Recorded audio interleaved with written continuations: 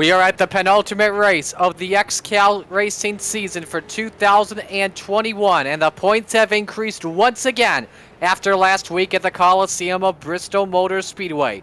Luke Turpin has increased his gap to 108 points over Jordan Babinger and is in a situation where he could possibly clinch tonight. As we welcome you to round 29 of the 30X Race XCAL season, we are at the Charlotte Motor Speedway for a double weekend. First off, we race tonight at the Legends Oval, and then next week we are at the entire Oval to determine the champion. Here on How to Suck at iRacing tonight, it's the Sim Racer Coin 400. Hello friends, I'm Marty Sakala, Doug Burns in Mission Control, and also my color commentator in the booth. Welcome to the virtual Queen City, and let's begin there, Doug. The Legends Oval, Luke Turpin with a 108-point lead on Jordan Babinger, and Turpin's got a possibility to clinch it tonight. However, though, Babinger with a lot of work that is needed to be done and will likely need help if he wants to stay in this championship hunt. Yeah, and he may get that help tonight. You're talking about 32 cars on a track that is 0.28 of a mile. This track is tight. We've seen guys literally during practice drifting through the corners just to keep that car going, and the track is flat. So it's just, and there goes the 25 around Octavia. That's what we're going to see tonight. Chain reactions all over the place and a whole lot of chaos, I'd imagine. And that's what the top guys have to avoid. They have to try and stay out of trouble tonight. They cannot risk getting into trouble. And you know what? There's a new driver on track tonight that could be trouble, Mr. Ben Dover. Yes, that is legit his name, by the way, for the parents wondering at home that are watching possibly. Anyway, let's talk about the Charlotte Legends Oval. You just mentioned 0.28 miles. That's pretty much over the size of a running track and field. And this is a tough place, and this is a place where you can lose your cool easily. This is a long race, 400 laps, and this race tonight is all about patience. The one that can have the most patience on track, whether you're the race leader or behind a race car, the one with the most patience will have the best shot at going to victory lane. Definitely. So I do not expect to see any car come out of this with a 0X without some sort of damage. The race tonight is going to be mitigating any problems that you have on track, making smart choices, and like you said, being patient will be the key out here tonight. You're going to have to keep it under control. You're going to have to keep your temper under control, even though it is going to flare. And it's a bit tight through the corners here, and trying to get around people has been tricky. We've seen them during practice try and go through the corners 2 and even 3 wide. 3 wide does not work. 2 wide barely works. And as you see Rondoletto there, we've seen a few other guys, they have to use the grass just a little bit to help get those cars to rotate in the middle of the corner. So a lot of different factors coming into play here tonight. Absolutely, and when you talk about the Charlotte Legends Oval, this is an extremely flat surface. The low groove is the place you're going to want to be in the turns, if not just a tiny groove above, because we've seen passes work there. But with the way the tracks are in the curbs, if one driver spins, it's going to create an extremely huge wad behind everyone else and could lead to a huge wreck. So we could possibly see the big one happen again tonight. Yeah, we saw 2 at Bristol last week, and that was insane. And you know that there's some carryover from that race. A few guys still a little bit upset about things that happened in the race. A few guys still upset arguments since the race. And some tensions are extremely high out there. So there could be some retaliation happen out on track if those guys find themselves side by side or nose to tail. They could remember something that happened last week, and a lot changed after last week. Some drivers not going to be in the field this week due to the incidents last week. Absolutely, and it was just a chaotic race. Some drivers getting suspended, some drivers getting for the rest of the season, some drivers decide not to take place in effect of what happened. This is also a track where we got to watch closely, especially if we have that long run or even when we're under a yellow flag. Pit stops. This is one of the most unique pit roads we go to all season long. You enter pit road in turn number 3, but you got a lot of time before you hit the yellow cone to enter pit road, and then when you then you go around that long corner for the pit stalls, and then you exit. The exit's in the turn 4 area of the Legends Oval, and that's when you get back going. So pit road speed you have to be extremely careful on. Yeah, and good timing that you brought that up as Aiden McConaughey was going to get into his pit stall. We got to see a little bit of that pit road just then, and it's going to be interesting watching guys get down there in the admin chat before the race. They said if anything happens down at that far end of the track, it's going to be really hard and difficult to make calls because you got limited visibility down there. And that can be a problem too when these guys go for green flag stops. They got to get down there. There is that very, very sharp left-hander, and if they get in there wrong, you might get around that corner. The guy behind you might come around faster, get into the back bumper, and that could spell disaster for a lot of guys. We talked about having a big one, a pile up in the corners here. It could very well happen on pit road tonight as well. Something we should add as well, this is not just an asphalt track. You look on the back straightaway where the regular Charlotte pit road is. There is also concrete here, and that's where a lot of drivers are going to be trying when they're on that back straightaway, using the concrete to help their groove out, help get a little bit more grip on those tires. As you see off turn 2, that's also key. You got to watch closely is when you gas the car on the exit. You got to have a perfect entry. You got to have a perfect entry, but the drivers will be using that concrete to better their entry into turn 3 tonight, and that could be key if we ever finish between 2 drivers specifically. Oh, definitely. And another thing that's going to come into play, you and I talked about it before the race. Those walls on the outside, we just saw Jonathan Bronson come out of what is turn 4 for this track and hit that outside wall, got that safer barrier. And it's the pit road part of, well, there you have it. The baked beans hit the wall there, and we've got several cars that just pile up. You get into that wall and there are problems. Another key thing we have to mention, the fastest car out there so far tonight has been Austin Edwards, and Austin is going for his record-setting 10th win in XCAL, in a single XCAL season here tonight. He's got this week and next week to break that record that he's currently tied at 9. We'll get to that story in a little bit, but a couple of other stories I want to bring up. First off, the past 2 weeks we have had back-to-back first-time winners specifically, or first-time winners this season specifically out of the JNS Racing camp, that being Mason Foster and Alex Krapser. Foster's not racing tonight, but Alex Krapser is racing. Starting from the 14th position, how do you like his chances of possibly going back-to-back? Man, you know what? He's a rookie in the series, and he gets that first win last week. You know he's going to be in a good mood. He's excited to be back out here. But I think this race is going to go to somebody that has raced on this track before, been in XCAL a long time, and used to the other drivers that are around. I think that somebody, a more experienced driver is going to come out on top tonight just because of A, the patience, B, the technicality of the track, and C, just keeping calm and being able to adjust their strategy. Absolutely, it's going to be a good one. You do not want to miss out. Tonight's race is brought to you by Sim Racer Coins. Sim Racing esports meets crypto and blockchain technology. Earn Sim Racer Coins, buy setups, paints, coaching, or join realistic leagues. Learn more at simracercoin.org. Sim Racer Coin.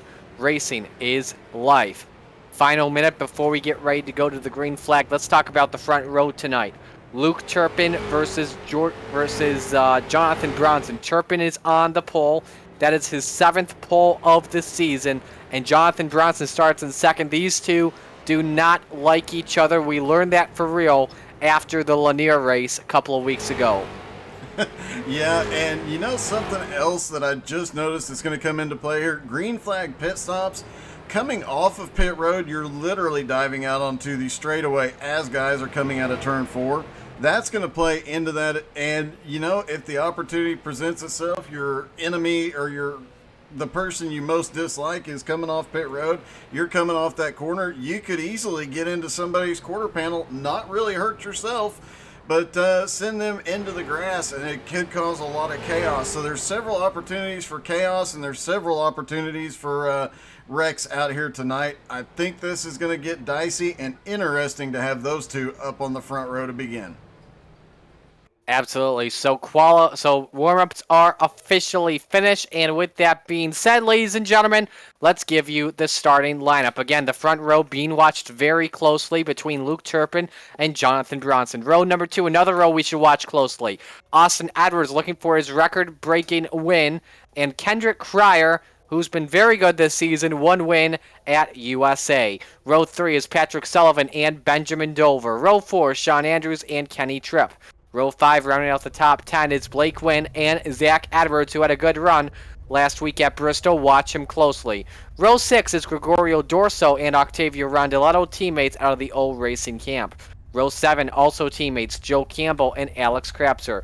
Row 8, a row you have to watch closely, Matt Bear and Jordan Babinger, the latter, second in points. Row 9, Aiden McConaughey and Logan Jones. Row 10, Sean Patrick and Greg Holes. Row 11 is Robert Colgan and Jose Gaudino. Row 12 is Tyler Batchelder and Derek Colson. Row 13, Kyle Bartos and Ryan Seams. Row 14, Daniel Miller and Gerald Thanos Poole. And in row 15, you've got Dwayne Robinson and John Schwartz. Starting in row 16 by himself is Tyler Jalbert and actually Christopher Johnson. A couple of drivers starting things off with the strike, that being Jonathan Bronson and Jordan Babinger. That's because their car owner, Steven Rex, has been suspended for the rest of the season. And a couple of other drivers also starting with a strike and starting from the rear, that being John Schwartz, Tyler Jalbert, and Christopher Johnson. 400 laps tonight, 112 miles, pit road speed 50 miles an hour, estimated purse $120. As the field works their way off turn number 2, we say, race fans, it's time to strap in and hold on tight, because these men are about to turn them loose and drop the sledgehammer. The JT's mobile pressure washing pace truck is in pit road. Here we go. It is showtime from Charlotte. And Turpin right away gets an early clean start off of Jonathan Bronson, and is there in turn 1. Edwards and Cryer side by side for third. And that was a little bit crazy. It looked like Turpin might have came up just a little bit as they were getting ready to start, and a lot of leaning on each other in the middle of the pack. But these guys getting everything they can on that start, because they know every restart here is going to be probably the most crucial part of the race, as they've just got to get every advantage they can early before everybody settles in. The leaders are going to be lapping cars extremely quick, and it looks like Dwayne Robinson has already had an issue. That's the first driver to go off track tonight, ladies and gentlemen, because there's a lot of record keeping on who would be the first to go off of track in the race, and that was Robinson, and already lap traffic is closing in to the race leader like crazy. Look at this as well. The next car after Dwayne Robinson is like a half a lap behind to 3/4 of a lap. Think about that.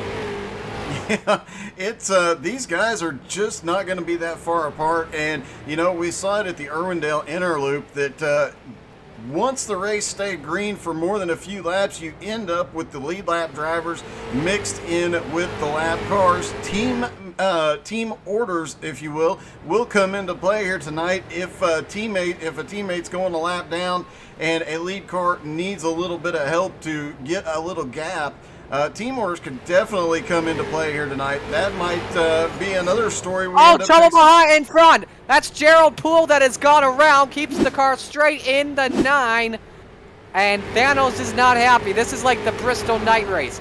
Temper with how small this track is, and we got more trouble. Joe Campbell, Patrick Sullivan. Oh boy, there may be some bad blood there continuing from last week. Definitely could be. We'll try. Man, they're still going at it. Sullivan's just losing control of the car, and the leader's already dealing with havoc. It's a lot of chaos. It's going to be hard to keep up with everything tonight, to be perfectly honest. There is just so much going on this little bitty track. We saw during practice, guys were... Look at that! In front of them, the 08, Logan Jones and Christopher Johnson get together, and that costs Turpin 2 spots. Jonathan Bronson goes to the lead, but the 08's not done spinning.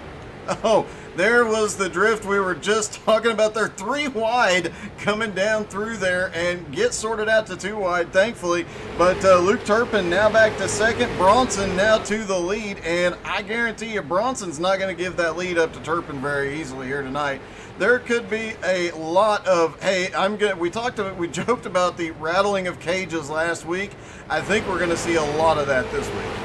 Taking a look at what happened with Campbell and Sullivan, and the 57 of Aiden McConaughey got in the back of Sullivan, who then got in the back of Joe Campbell. I thought there was history dating back to last week because the two were not happy at each other. And it says on here that Luke Turpin crashed. I mean, he's running in second spot, but I don't know what happened.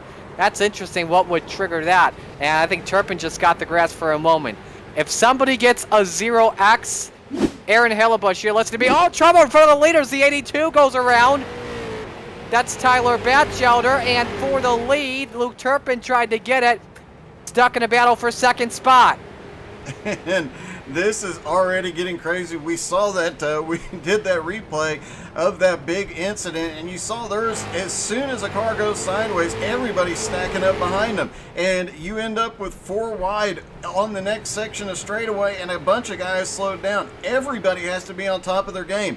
We talked about it last week, the drivers we interviewed pre-race versus post-race, how exhausted they were. This week, I think, will be a lot worse. I think the drivers are going to be extraordinarily tired once this thing is all said and done. Absolutely. Jonathan Bronson dealing with a little bit more lap traffic. Right now, it's Dwayne Robinson in front of him. Luke Turpin in second, just a half second behind.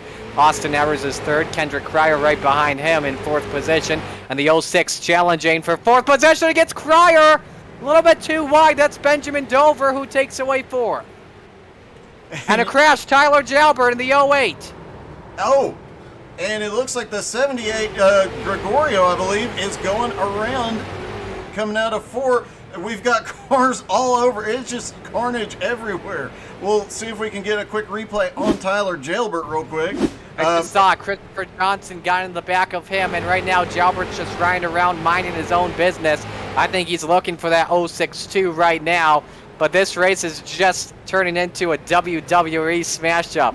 We may need to have some extreme commentary, but oh my goodness, they are 3 wide into turn number 3. How do you work this out, folks?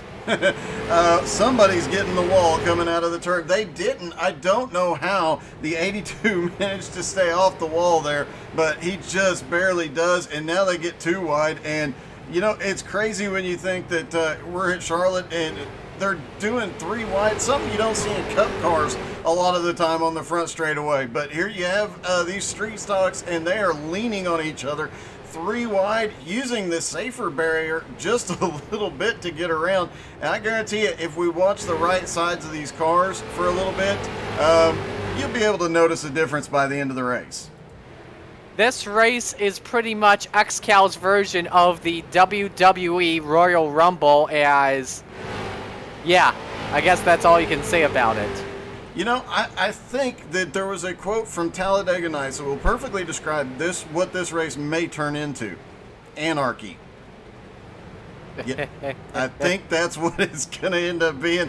There's a lot of guys, and you know, we talked about it before the race. The guys that stay calm out here, those are the guys that we're going to have to watch. Turpin cannot afford to make any mistakes, let his temper get the best of him. He's got to be smooth all night, and he's got to keep that car under control no matter what happens to him if he wants to come out tonight locking up the points. And it's just going to be, once everybody gets strung out, there's going to be literally, it's going to be single file all the way around the track until somebody dives in. And like we saw Luke Turpin do a minute ago, you have to kind of dive into that corner, then make that car stick somehow. Go behind them as Kendrick Cryer is in some trouble. He just fell back to 8th position ever since he had to deal with contact there earlier that sent him wide from the 06 of Ben Dover. He is just, oh, there he goes. Blake Wynn got into him, and he's around in 3. Can he keep it straight? Yes, he can, and he is all the way back to 13th. And let's just take a look at his rear chase real quick. Yeah, Blake Wynn's already on the rear bumper, and I don't think Wynn liked that at all. hopping in the car behind him. And yep, you can see the list of names on the car. Blake Wynn is still there. So yeah, it's going to be an interesting night with those two cars. And you know, Kendrick Cryer was having a great race last week, and then it kind of all went to crap in the last I don't know, 25% of that race. And he struggled, he fought, he made it to the end, but a rough night. I guarantee you he's not real happy with the way this one's starting. Currently running in 13th position, started from the 9th spot, and we've got a battle for second on between Luke Turpin and Austin Edwards. And Turpin trying to get by the lap car of Jose Gaudino so we can get up to that 99 of Jonathan Bronson. The past few races have been just a nightmare for the DBR2 team, or dropping bombs in general. They get one of their drivers on the blacklist that usually drives the number 99.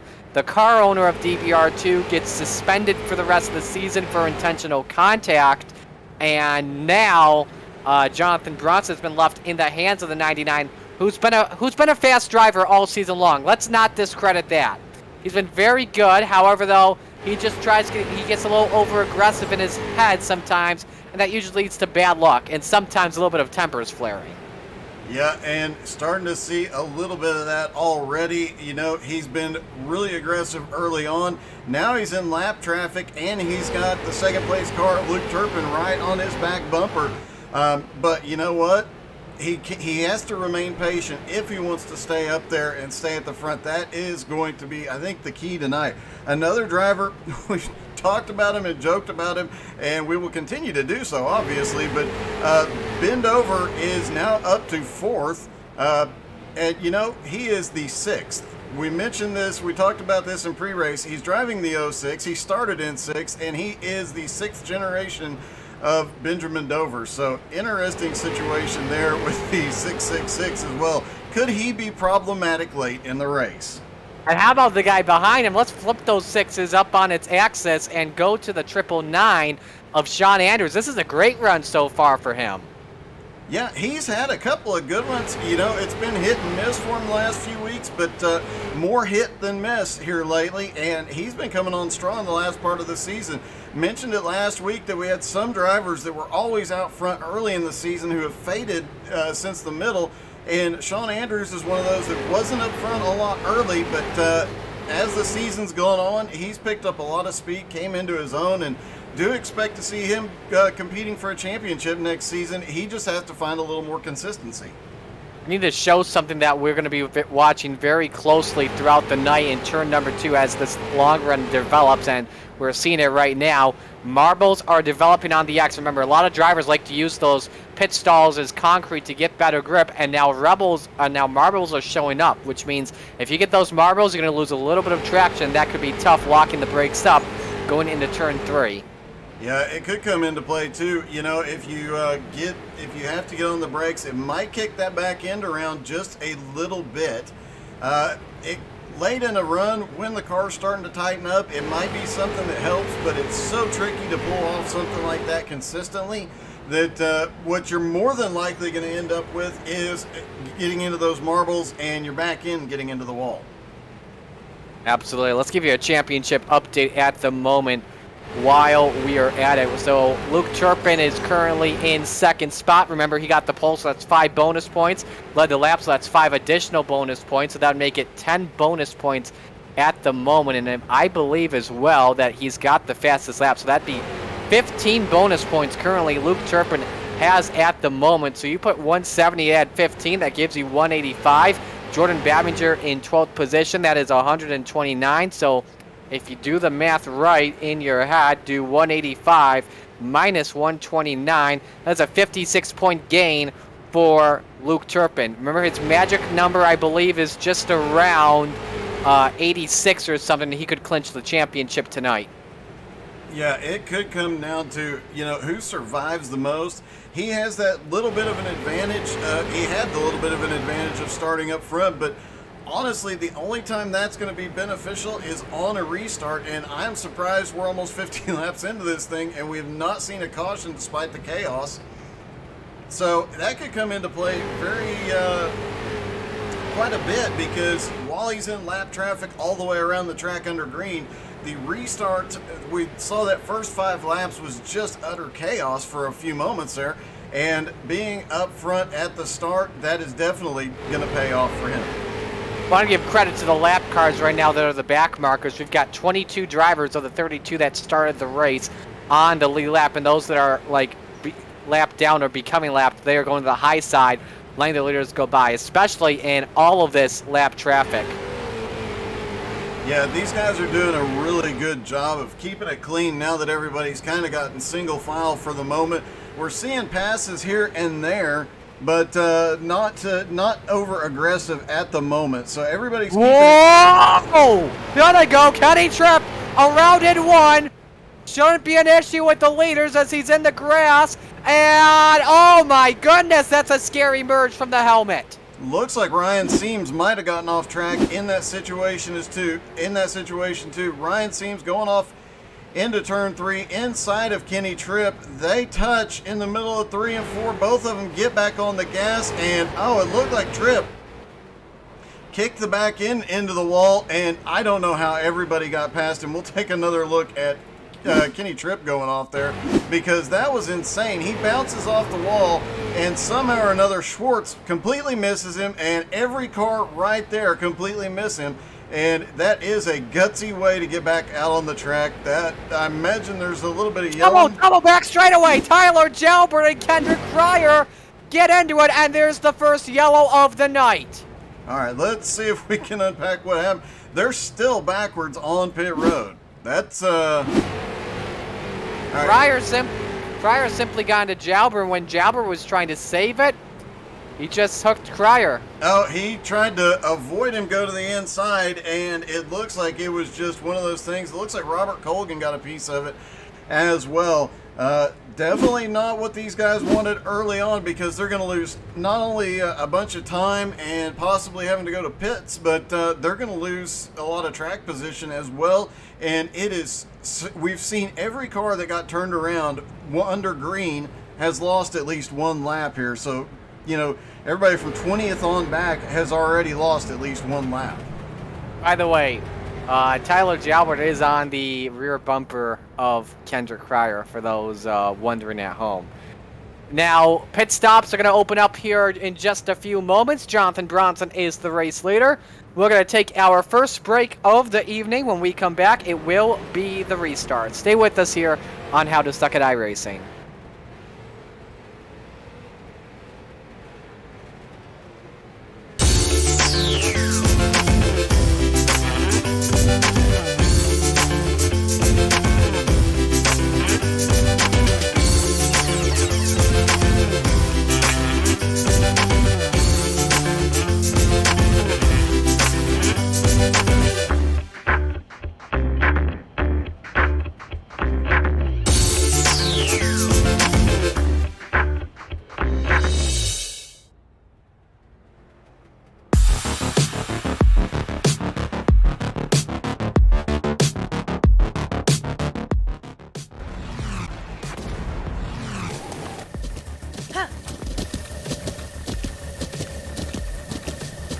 With the Butt Kicker Gamer 2, what you see and what you hear is what you feel.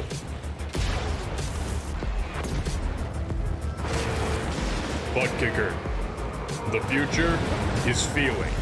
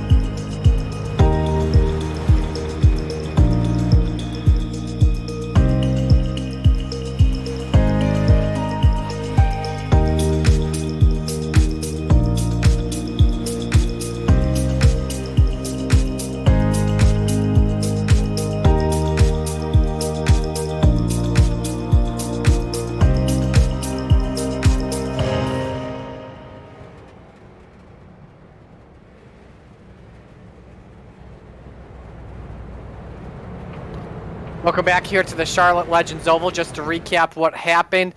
Racing deal between Tyler Jalbert and Kendrick Cryer, so they go to the end of the longest line. No strikes given. Jonathan Bronson, Austin Edwards, and Luke Turpin each get waves around the pace truck.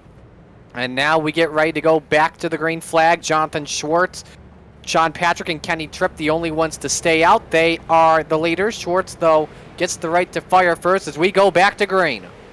Down and away, and only 6 cars on the lead lap for the moment. But remember, this is just 2.28 of a mile, so things are going to get really hectic. Cars are going to go backwards and forwards all night. A lot of positions expected. Oh, trouble! McConaughey is loose. Oh my goodness, I don't know how he saved it. And he was right in the front of the field. Saw the smoke coming off of turn number 4, and it is just a mess out there until they get a couple. Oh, now they're rocking. Rondeletto's around in the 77. Same with Dwayne Robinson. No yellows thrown out. Rondeletto's an 8th. Let's see if we can see what happened to Rondeletto. Looks like Daniel Miller might have been caught in this. Oh, the 14 just dove in between the 77 and the 78 and just didn't get on the brakes. Knocks Rondeletto out, and several cars caught up in that. For the most part, though, everybody keeps it clean, but that was a gutsy move that did not pay off. Couple of black flags coming out. Derek Colson, Sean Anderson, Sean Patrick. A lot of lane penalties happening. And Matt Bear reports that he spun in turn 3 and 4, and he has. Well, let's see what happened to Matt as there's Matt on the inside coming out of turn 2. You saw him get a little grass on the inside tires. Oh, Rondeletto tried the same move done to him a couple of laps before, and he goes, Matt Bear is on the receiving end of that, and several cars get collected in that as well. Looks like Sean Patrick just had an incident too. It's going to be impossible to keep up with every track incident tonight. Nope. Sean Patrick is coming into pit road. Patrick and Dover also received black flags, and the big one in turn 3, I believe. Zach Edwards has gone around to the 29.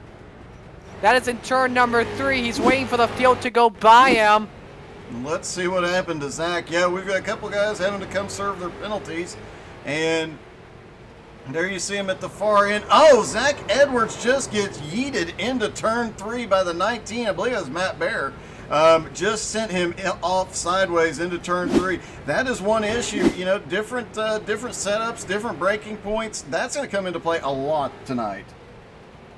We're watching this battle for second closely between Jonathan Bronson and Austin Edwards. They're second and third. Luke Turpin's back in 4th. Kenny Tripp is 5th. Kyle Bartos is running 6th. Alex Krapser 7th. Octavia Rondeletto is 8th. And that is the best battle on track for P7. Let's focus on that. Yeah, and they've got a lot of action right in front of them as well. Just a ton of lapped cars right there. Oh! Into the wall! And that was the 05 of Kyle Bartos. And that's going to cost him 2 spots. He's back to 8th. Wow, that was a hard hit. We mentioned it earlier. We're going to see some guys bounce off that outside wall. As Rondeletto got a little sideways there. We're going to see guys bounce off that safer barrier on the front road, or on the front straight, and the wall on the pit road. We got one around on the front straightaway, too. I'm not sure who that is. Now, it looks like that was Tyler Jalbert. Let's see. He catches a little bit of the wall there. Gets off into turn 3. He is loose through 3 and 4, drifts it, gets down to the bottom, does a donut, and takes back off. So he did not lose a ton of ground, but you know, he lost a few positions there, but he didn't end his night type of wreck. And I think that's kind of going to be the theme of the night, really, is you're going to see a lot of guys spin, but, you know, like we saw with Rondeletto, he was able to recover quickly, get moving forward again. We might see a bit of that. Oh, man. That's in turn number 2 as Gerald Poole trying to let guys out of the way. Joe Campbell, Greg Holst trade some pain in turn number 3. And that is a huge wad. If one of them gets together, they all get together. It definitely is off into turn 1. Gerald Poole just gets, it looked like the car got a little unsettled. He's got damage from earlier, and the car behind him, the 08, just bumped him, and they were 3 wide right there anyway. there wasn't anywhere for anybody to go. Absolutely, as they are 2 by 2. Let's go to the battle for second spot. Jonathan Bronson and Austin Edwards are in this battle as well, running the low line in turn 4. Yeah, it's starting to get really crazy now that after the restart, the 08 drifts it through 1 and 2 there. And we're starting to see, a lot of these guys that have damage. We saw drifting through the corners early on in the race by some of the guys on cold tires, but it looks like we're seeing a lot more of it as the sun goes down and the track temperatures go down. Seeing these guys push a little bit harder and get a little bit more sideways, that could become a real problem later on. Yeah, the sun's starting to set here at the Legends Oval of Charlotte Motor Speedway, and when the lights come up, so the speeds, and Rondeletto goes around once again. From 7th position in 2, no one's involved, luckily, as he was just in the grass. Made a nice save, and he is side by side with the 999, who is back in 31st of Sean Andrews, not for position, though. Oh, and look. Next guy for position is the 96. Sorry, go ahead. I think Bronson might have got into the back of of Rondeletto there. Couldn't tell for sure, but they were really close. And then you saw Rondeletto's back bumper go up in the air a few feet. So could very well be a situation that he just got a little help, and that goes back to different braking points, different acceleration points. It could be problematic for some of these drivers tonight. How about we go in front of them to around 13th position? Logan Jones, Aiden McConaughey, and Greg Holes in a nice battle for that spot. They're each about a car length and a half separated. Yeah, they're things are getting really tight mid-pack as there's a lot of cars right there within striking distance, and any mistake, as we've seen here, any mistake you can lose. Oh, turn 4! One car is sideways, and I don't know who that is, but a couple of them are off the track. That's Zach the 29 Edwards. again of Zach Edwards. You see that car was already torn up. I don't know that he got touched there. I think he just got loose, and then the next car back got into him. Nope, there was a touch, I believe. That came from Matt Bear in the 19. And that was in turn 3, maybe a little net code situation. And then the 05 was in for the assist. Yeah, the 05 just had nowhere to go, and that has been the thing all night. As these guys keep battling, there's really nowhere to go if you get into trouble. If the guy in front of you gets in trouble, you're just stuck. You've got to hope the brakes work and hope the guy behind you's brakes work as well. Let's go back to second position as Jonathan Bronson and Austin Edwards are in a good battle, and they have gotten in front of the pack that is 2 by 2. Yeah, they finally get clear of a lot of traffic there, and they have a little bit of, they have some lap cars right in front of them. There's actually a little bit of a gap not far ahead. If they can clear, looks like about 3 different cars, they can get a little bit of clean air and actually catch their breath. Probably be the first time tonight some of these guys have caught their breath, because with everybody coming to pit road under that caution, a lot of guys didn't have a single moment to breathe here with that tricky pit road. Just had a change for position, by the way. Alex Krapser and Kenny Tripp having a nice war for P5 on the track. That is behind the runner-ups. Yeah, things are getting mighty dicey. You know what we haven't done yet?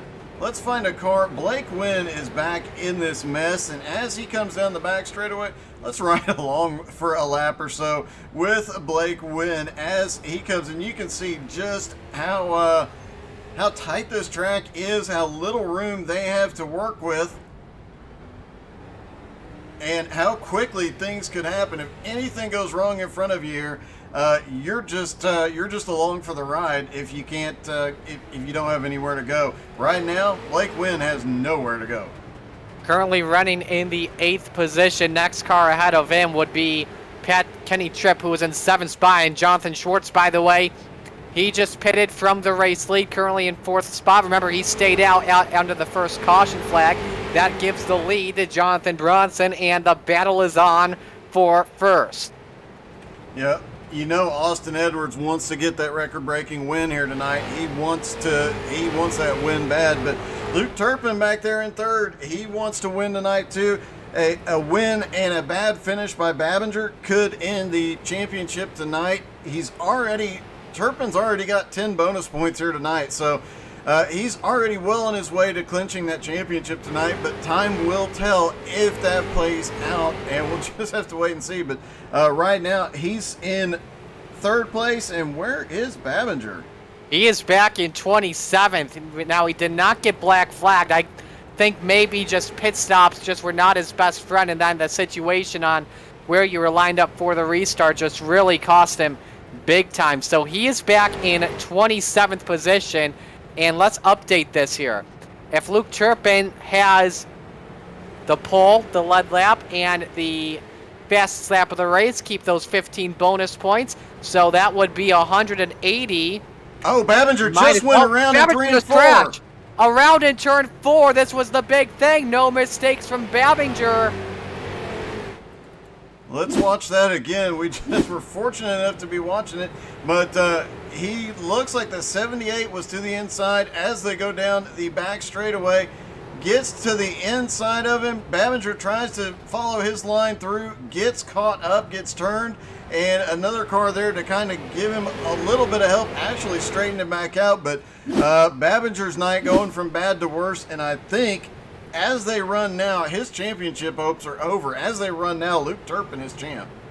It would be a 96-point gain for Luke Turpin, but they're wrecking big time. Big time in turn 2. Jose Gaudino is around as the field scatters to miss. And no yellow. Everybody manages to get by. Let's take a look. And Babinger's crash with Robinson. Oh, who's that? Edwards got a piece of that. Maybe Bronson too. Oh my gosh. All right, here is the incident in turn 1 with Jose Gaudino and the 78 car. He just gets pushed around. Now, let's see. Caution is now out. Oh man, they were already stopped, and Gregorio Dorso just junked him. And then we go to Dwayne Robinson in the number 14, still in turn number 2. Robinson gets by with no issues, but I believe the officials were looking at what happened in turn number 3 and 4. Oh, they just stacked up. The 14 and Kyle Bartles, I believe. Yep. And Babinger got in that as well. Yeah, Bronson Babinger just got stopped, ran nose first into Bronson that mess. Bronson got a piece of that as well, but thankfully to the netcode gods, I don't think no damage accumulated to the 99 as everyone's in the pits. He actually blinked through that mess. You cannot get any luckier than having a blink happen at the perfect time to allow you to blink through an incident that big that happens right in front of you. And like we were talking about, if it's going to happen here tonight, it's going to happen quick. You've got to react instantly and hope everybody else does.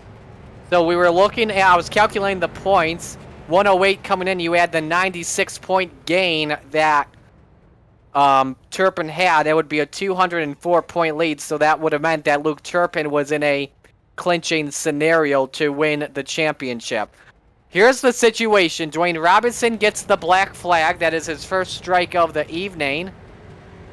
We're waiting for who gets the waves here.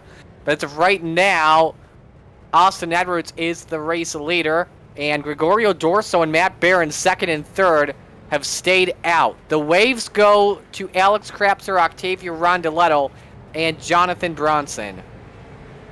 And yeah, you see him, and oh my gosh, as they try and wave around, and there came Babinger off pit road. That was a close one. Babinger almost got taken out just coming off pit road. They were actually 4 wide on a pace lap. How often do you see craziness like that? That's what's going to happen at a track this size, but it damn sure makes it exciting.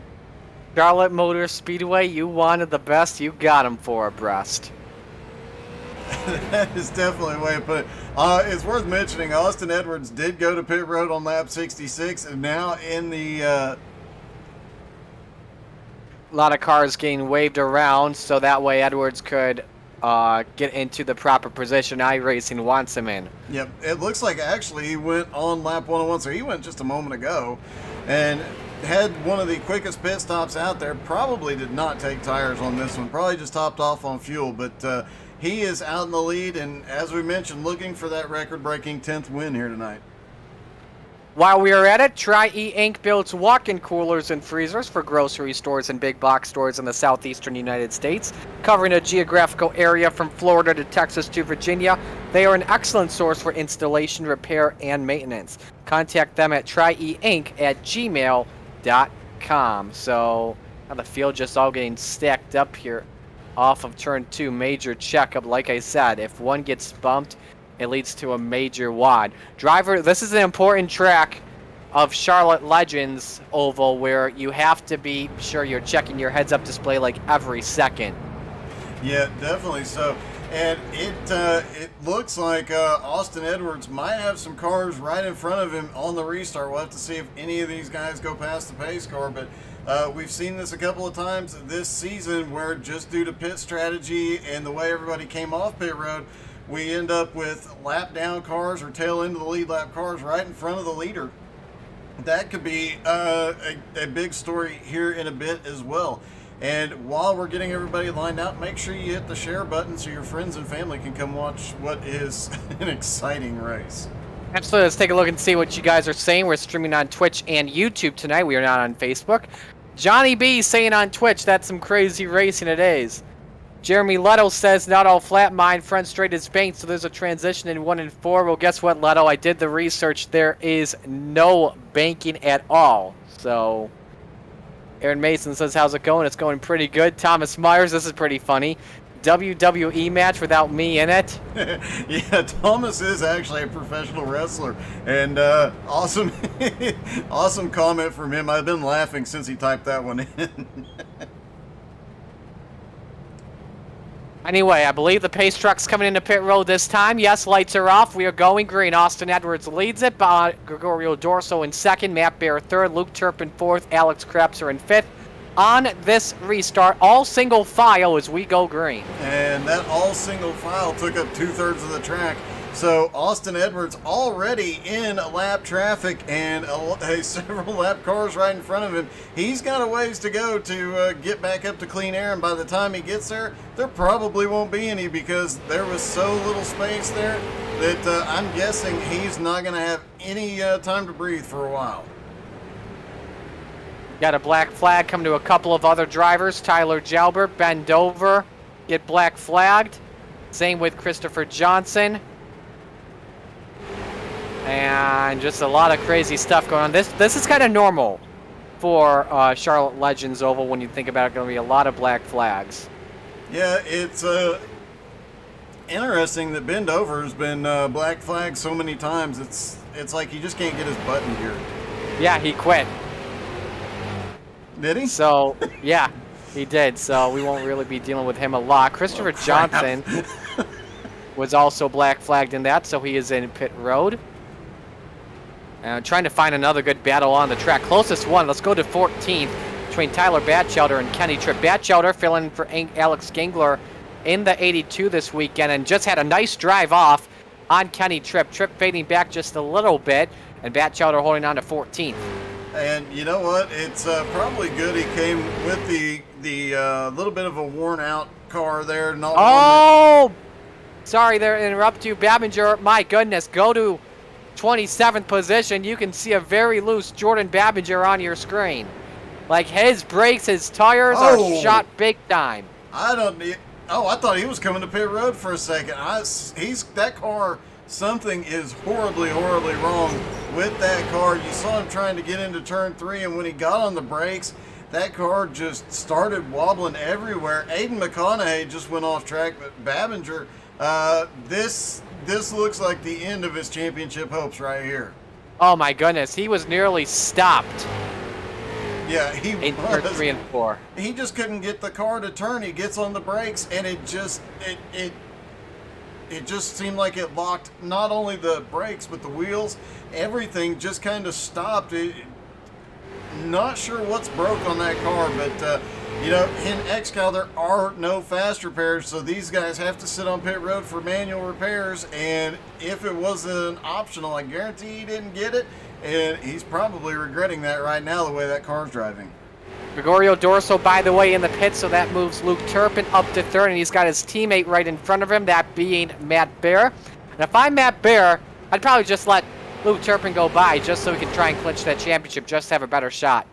I wouldn't. If I'm Matt Bear, I'm going to go open the hole for my teammate, and then we're going to drive by. There you go. And now Luke Turpin will have an opportunity to follow underneath. Once they get up there, then Matt Bear can just jump to the high side and let Luke Turpin come to the lead, and that'll be when things happen. But that 12 car is not giving up any space here.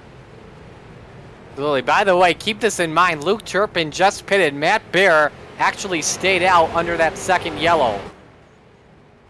A few cars have been doing alternating strategies here. We've seen some pit, every Whoa. car. Wow.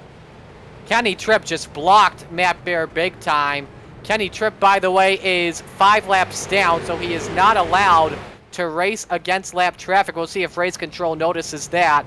But Matt Bear now using the high side to try and get by Kenny Tripp. Luke Turpin working with him. We've got a crash with Jonathan Bronson in the 99, who spun in turn 2. Remember, he led early on in this race. Not in harm's way as of right now. I think Octavio Rondeletto gave him the boot. And he did, just sent it in a little bit too much. Well, It's Charlotte, baby. We did see Bronson move Rondeletto earlier in the race, and I'm betting normally Rondeletto is one of the cleanest drivers out there, but you've seen the aggression with Rondeletto go up a notch. And here's Matt Bear jumping to the high side. I'm betting this is letting Luke Turpin by to try and run down Austin Edwards. Yeah, he lets him go by, and now Luke Turpin to second place. And as I was saying, Rondeletto really, there's several races he should have won and just didn't due to numerous circumstances. But, his aggression level has gone up a lot the last 3 races or so. We've seen him actually use the chrome horn just a little bit. Expect to see him up here battling before the night's out. Something we should add as well, the two were arguing with each other in the Whale PD chat, and Austin Edwards spun for the lead. Edwards has gone around in turn 2. Still has the lead, but it's closed down big time on Luke Turpin, and we're trying to see what happened. He got into that. Is that his teammate, the 062? That is his teammate. Right in front of him. But it was first Dorso that got him. He had to check up for his teammate, and Dorso just gets into the back, sends him around, and fortunately he gets going again. But, like you said, he lost a lot of time, and he had several cars as a buffer between him and Luke Turpin. That buffer is now gone. And Edwards just telling Dorso to just please be more careful. It's so weird how somebody spins on track and it's still the leader, and now we got a crash with Daniel Miller in the 51 from 28th and 2. Looks. And Dorso gave Miller the bump. Oh my goodness. O Racing's got to be watched very, very closely, because right now their MO is taking no prisoners as they're 3 wide into turn 3. And Miller is off course, keeps it going. Wow, that was a bit of a gutsy move there. He was trying to dive it into the inside. You could see what he was trying to do, but he just didn't have the space to do it. He went for it anyway, and there you have it. That's what happens, and somebody else suffers. And I don't know. That was you can understand the aggression coming out of the 77 of Octavio Rondeletto, but the 78. Not a lot of reason to be that aggressive, especially, this late in the season. Absolutely. So Edwards continuing to lead, but the gap is closed down to 0.6 of a second on Luke Turpin, and the battle for the lead starting to heat up. Update on Jordan Babinger. He's up to 24. Oh. Big junk in turns 1 and 2. And speaking of Babinger, he's in it. All right, let's see if we can get a look, starting with Babinger as no caution comes out. The 78 and the 48 were side by side. They came together in the middle. It was like they were both going the direction of the other car and just met in the middle and sends them around. Another car went around back behind them. I believe it was Tyler Batchelder, and he gets the car recovered, but 3 cars losing a ton of ground there. And a little bit more of that aggressive driving, as I think temper's really starting to get extremely short here. Christopher Johnson went around in turn 2, right in front of a huge mess of drivers like Matt Bear. in the third position. They went 4 wide entering turn 3, by the way. All right, let's see. And Bear just got bumped. Out there was Christopher Johnson. Just he was actually blinking there and disappeared. And yeah, back there with Matt Baer, there is a ton of cars, including Jordan Battinger right there. That's a mess of guys that probably running out of patience, because most of those cars have been involved in something tonight. And I guarantee, you know what, Marty, how many chat mutes have we had so far? Right now, just one. Tyler Jalbert. Only one? Wow. I predict that, was it last week, I believe we had the full field chat muted? Could that happen 2 weeks in a row? Possibly, but a lot of drivers losing their patience, and right now I think it is Austin Edwards that's got a lot of patience. He was even calm after he got spun out by Gregorio Dorso. Yeah, that's a sign of a guy who's got everything under control when he gets spun and is polite about it to the guy that spun him. That speaks volumes to, you know, he's keeping himself under control, and he's going to be able to hang on to this regardless of what happens. Luke Turpin finally clears some lap traffic, the 999, so now he's got a shot at Austin Edwards, but Austin Edwards seems to be cool and collected here tonight. No telling if it's too early to say if he can run away with this one, but he's definitely got the right mindset, and he's definitely got the fast race car tonight. The lap number 144, Austin Edwards leads Luke Turpin. We're going to step aside and go to break. If we go back to yellow, we'll come right back to you. Stay with us.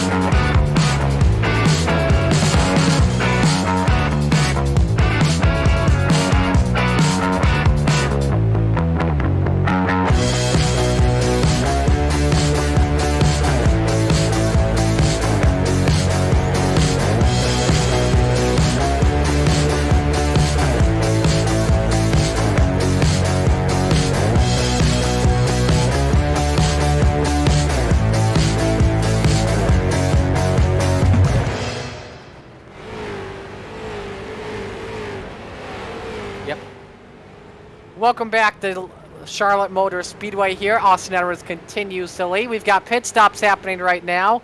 And we missed a close call, by the way. This is another key that's going to be very closely, is turn 4 when drivers are exiting pit road. They go straight, and you just have to try and yank the wheel just a little bit hard to the left to avoid the drivers exiting pit road. Austin Edwards and Matt Beer leading me to contact, and Christopher Johnson's in the pits. Kyle Bartles came off right in front of that pack. We were lucky enough to catch Kyle Bartles coming off the pit road there in front of the pack that was running 2 and 3 wide all the way around. That was crazy and a very, very close one. I would imagine we're going to see as I told you during the break, I think this is where we're going to see the next caution. During this exchange of pit stops, as guys coming off, and as you mentioned, Austin Edwards had to fight to stay out from underneath and not run into a car coming off pit road. And now he's in a big pack as cars are going to pit road. If the car comes out at the same time as that big pack, there's going to be chaos. Something I just thought of that came to my mind is, if you may remember this in 2011 when Jimmy Spencer coined the term Vickernism after Martinsville when Brian Vickers hit way too many race cars. I think we could say that to Gregorio Dorso tonight. Call it Dorsonism. That is definitely going to be one we're going to have to watch closely, as looks like up by Jonathan Schwartz. I'm trying to find it. They are 3 wide battling through that pack in that little group right now. It is, there's places all over this track where things are getting really, really sketchy at the moment. And another thing we have to mention is, as the track temperature continues to go down, the cold tires come out here. They do not have as much grip. These guys are sliding. Oh my gosh! Oh, we got one hard in the wall with front end damage. That is just a glitch. I'm not sure. I think that was the 999 of Sean Andrews, who is way off the pace. And the 25 hit the wall extremely hard. Managed to keep going, but that was another close call. Like we said, it's about the time things are really starting to heat up and get a bit chaotic. Austin Edwards, he's got a ton of traffic to negotiate through. Although, if he's smart, he is just watching how far behind Luke Turpin is and just trying to maintain that distance. He doesn't need to gain a lot. Pick up a car when you can, but don't push any issues, because everybody in front of you is pushing issues right now. Austin Edwards may need to be just a little bit careful because he is stuck in traffic big time. Turpin currently running in second position. Why don't we take this opportunity to update you on the points situation. So Luke Turpin currently in the second spot. Add the 15 bonus points he currently has. 5 for the pole, 5 for leading the lap, 5 for the fastest lap of the race. And then you add, then you subtract it to Jordan Babinger, who's in 22nd. That would be 99 points. 86-point gain. Add that to 108, and that's 194 points. It'd be currently 1 point short going into the next race, but pretty much all that Turpin would need to do is just start the next race, and the championship would be his. Jose Godino just had an issue. It looks like Rondoletto might have been involved again as well. Jose Godino, another one that has had awful luck here tonight, as has this 77. Oh, the 16, that was a car that just came off pit road a few laps ago. There you see that Octavio dives to the bottom. He has just enough time, and they go off into turn 1, 3 wide, and then a little bit more, and poor Jose Godino is just in the wrong place at the wrong time all night so far tonight. Absolutely. Godino, by the way, running in the 23rd position. 170 laps are in the books, which is 30 away from the halfway point here at the Charlotte Legends Oval. So we've got 5 drivers currently on the lead lap, that being Edwards, Turpin, Krepser, Rondoletto, and Bronson, and Jonathan Schwartz has crashed from 7th spot, unless that was a glitch. I think it was a glitch. I think he might have caught a little bit of the grass there. The scoring here gets a little bit wonky at times, but yeah, because the track is so small, you see it a lot on the smaller dirt tracks, especially, that scoring alerts on a lot of stuff because the variance for the speed is so small that these guys even slow down a little bit to avoid something, and it'll tell us, hey, that person just had a wreck. So it is something to worry about. And you know something else that... Babinger! It's spun on the back straightaway, And we've got junk in turn 4. There's the yellow. Okay, let's start with Babinger here. Babinger coming through 1 and 2. He's got the 05 right behind him. 05 gives him a little push coming off turn 2. He does the 180 and saves it. Then up ahead, and look who it is again involved. Gregorio Dorso gets into the side of the 12 coming out of turn 2, and then the 12 just practically drives in. Oh, he just gets to the inside of Gregorio, turns him around. Gregorio clips the 5. The 062 is around. There's just a mess there. It's a parking lot in turn 4. I gotta tell you, I'm kind of curious now if that was intentional, because I think Kenny Tripp was saying that Dorso was driving like an a-hole, and I think Kenny Tripp just had enough of it. It may very well have been. There has just been utter chaos at times, and as soon as one thing pops off for whatever reason, it seems like something else then starts to explode. There you see everybody at the end of pit road. Luke Turpin there at the front. But you know, we mentioned something about exhausted drivers at the end of this race. We talked about it Bristol as well. The drivers were exhausted, but you know who else is going to be exhausted at the end of this one, Marty? Us. Exactly. I'm going to need a cold adult beverage after this one. Same here. Well, for me though, non-alcoholic. But anyway, getting words that we will be going 2-2 shortly, and we will have the official penalties coming here. Kenny Tripp officially gets the black flag. And it looks like Austin Edwards is going to come off pit road in first place. So he maintains the lead. Rondoletto on pit road. He is on his way out. It looks like he's going to beat Luke Turp, maybe? Looks like he had to hold at the end of pit road. So he's going to lose some positions here. But Luke Turpin now moving into second. Yes, remember Rondoletto's got to stop until the pit exit opens up. Remember, that's an iRacing thing. And Austin Edwards is in the lead. Luke Turpin second. Rondoletto, I think, is going to fall back to... He's still not gone yet. Now he exits out with John Schwartz. They go out to... He goes out to 5th. Schwartz is back in 8th spot. The wave arounds go to... excuse me. Wave arounds go to Alex Krapser and Blake Wynn. Interesting note, as we saw Octavio stop before he got out on track, another car, and I couldn't tell who it was, but another car came flying out and got out of pit road. So we're probably going to see either an EOL penalty for one of the cars, or possibly a black flag, depending on how it turns out. But you know, he could very well have gotten to that line just before, but I don't think so. And I think we're going to see at least one car get penalized for exiting a closed pit. Likely.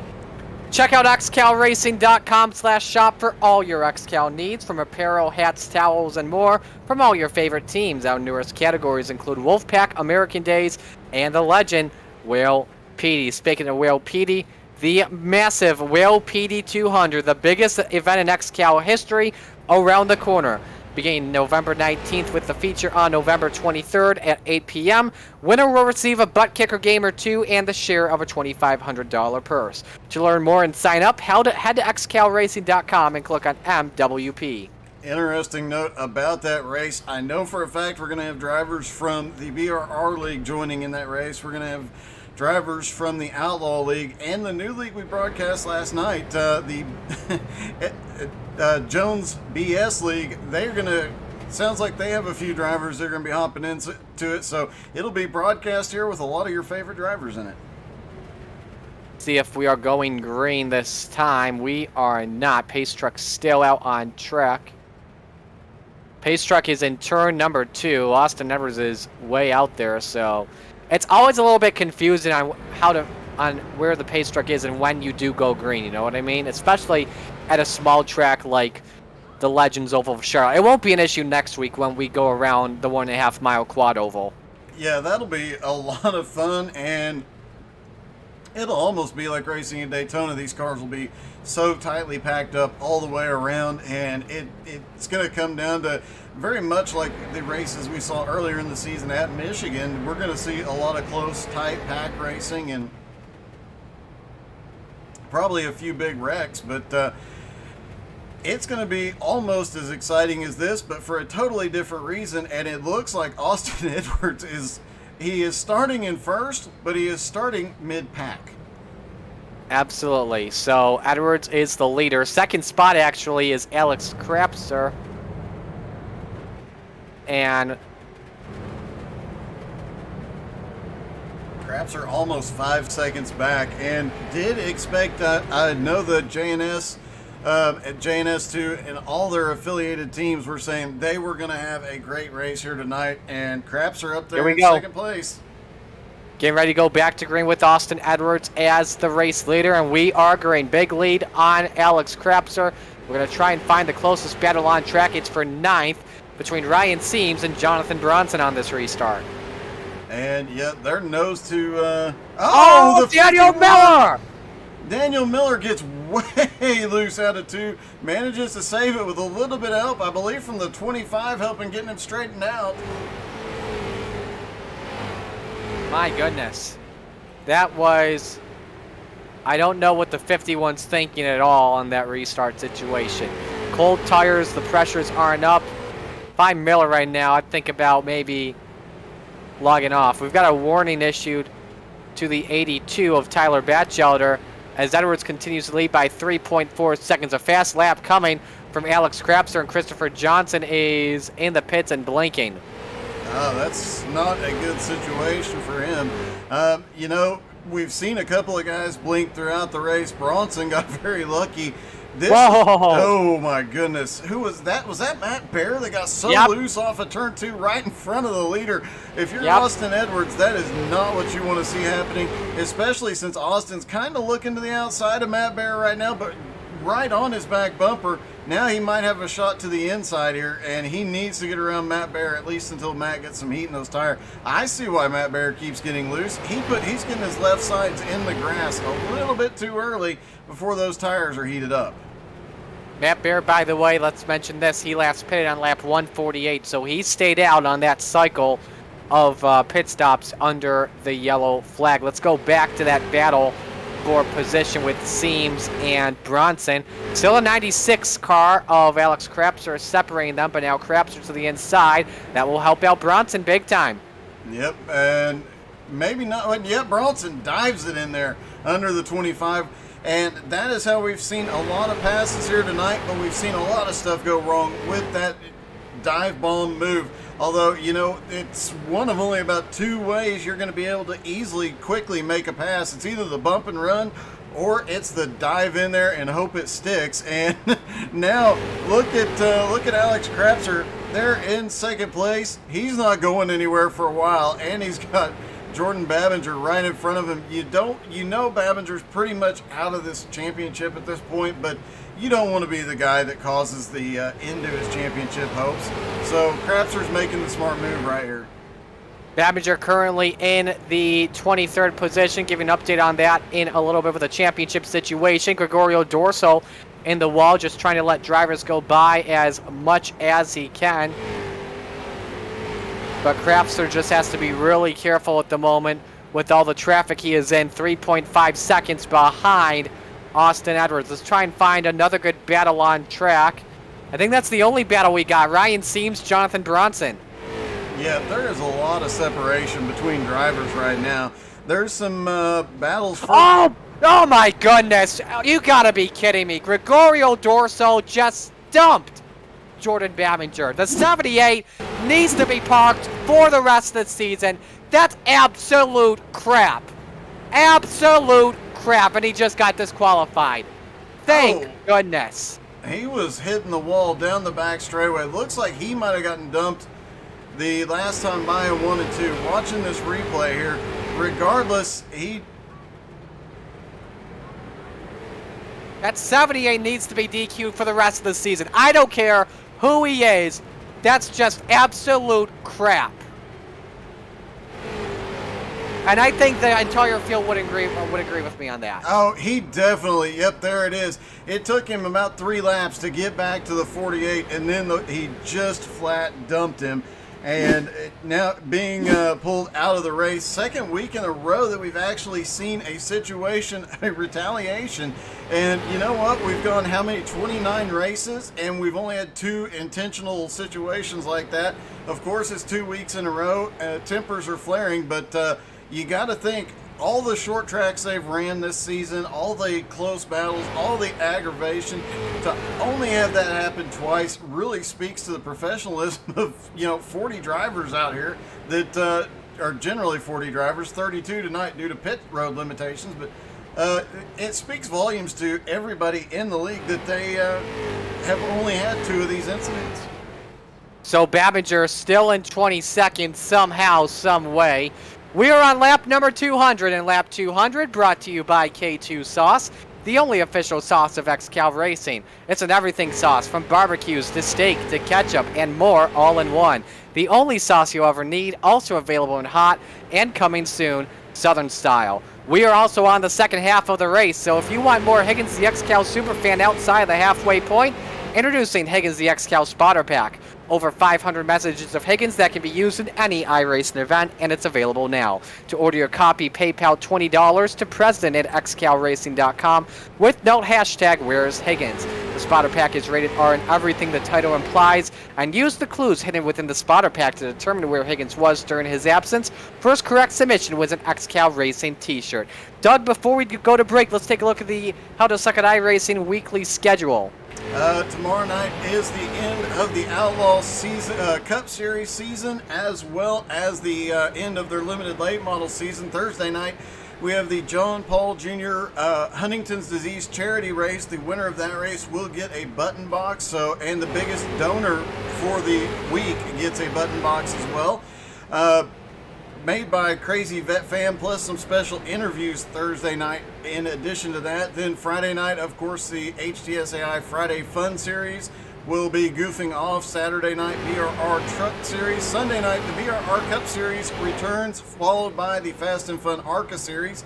Not sure what's on the plate for Monday night yet. And then Tuesday night, the XCAL season finale back at Charlotte, but over the big 1.5 mile banked oval. Alrighty, so we are going to step aside and go to commercial break. 209 laps are complete. Austin Edwards leads over Alex Krapser and Luke Turpin.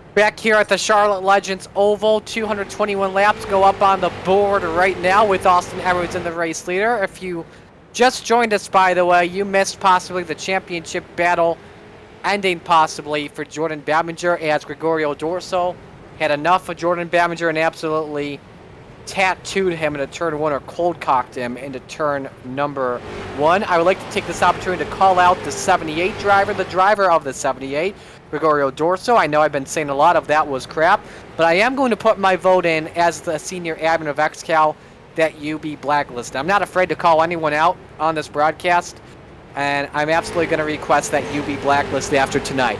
And I am going to call out as well the owner of the number of the 78. You need to figure out your drivers and who they are and how clean or how dirty they are, because he does not deserve to be racing in iRacing just like that. Honestly, that should be protested on the legit iRacing, and the iRacing steward should do something about it. Definitely an interesting situation. We talked about it, reviewed it, and there, you made the comment regardless of whether or not his brakes went out or not, but it was obviously not a brake issue. He just kind of drove in there, and I know that, they were racing side by side a few laps earlier. He gets a little bit of bump, sent outwards a little bit, and he's had a rough race, but no excuse for the way he drove in. But again, I have to say a huge shout out to all the head drivers at XCAL that week in and week out, we've only seen it twice this season after 29 races. That does speak volumes both to the skill and to the sportsmanship of everybody out there. I'll tell you this, we've got a lot of clean drivers in this series and a lot of very respected drivers. However, though, I don't think those drivers really respect Gregorio Dorso, because he just pretty much put a stop to the championship battle him and Luke Turpin were having. And hey, it was getting a lot of fun, many races going. It was even getting fun even with the triple-digit point lead Luke Turpin had, but that pretty much put a dagger on the championship battle. However, though, right now, as we take a look at the points, it's not officially over just yet. Why don't we take an opportunity to update that for you? Luke Turpin is currently in the 3rd position. Jordan Babinger is currently in the 20th spot. As we update the points at the moment, you got to add as well the 15 bonus points Luke Turpin currently has. He still has the fastest lap of the race with a 15.95. So 180 points currently for Luke Turpin right now.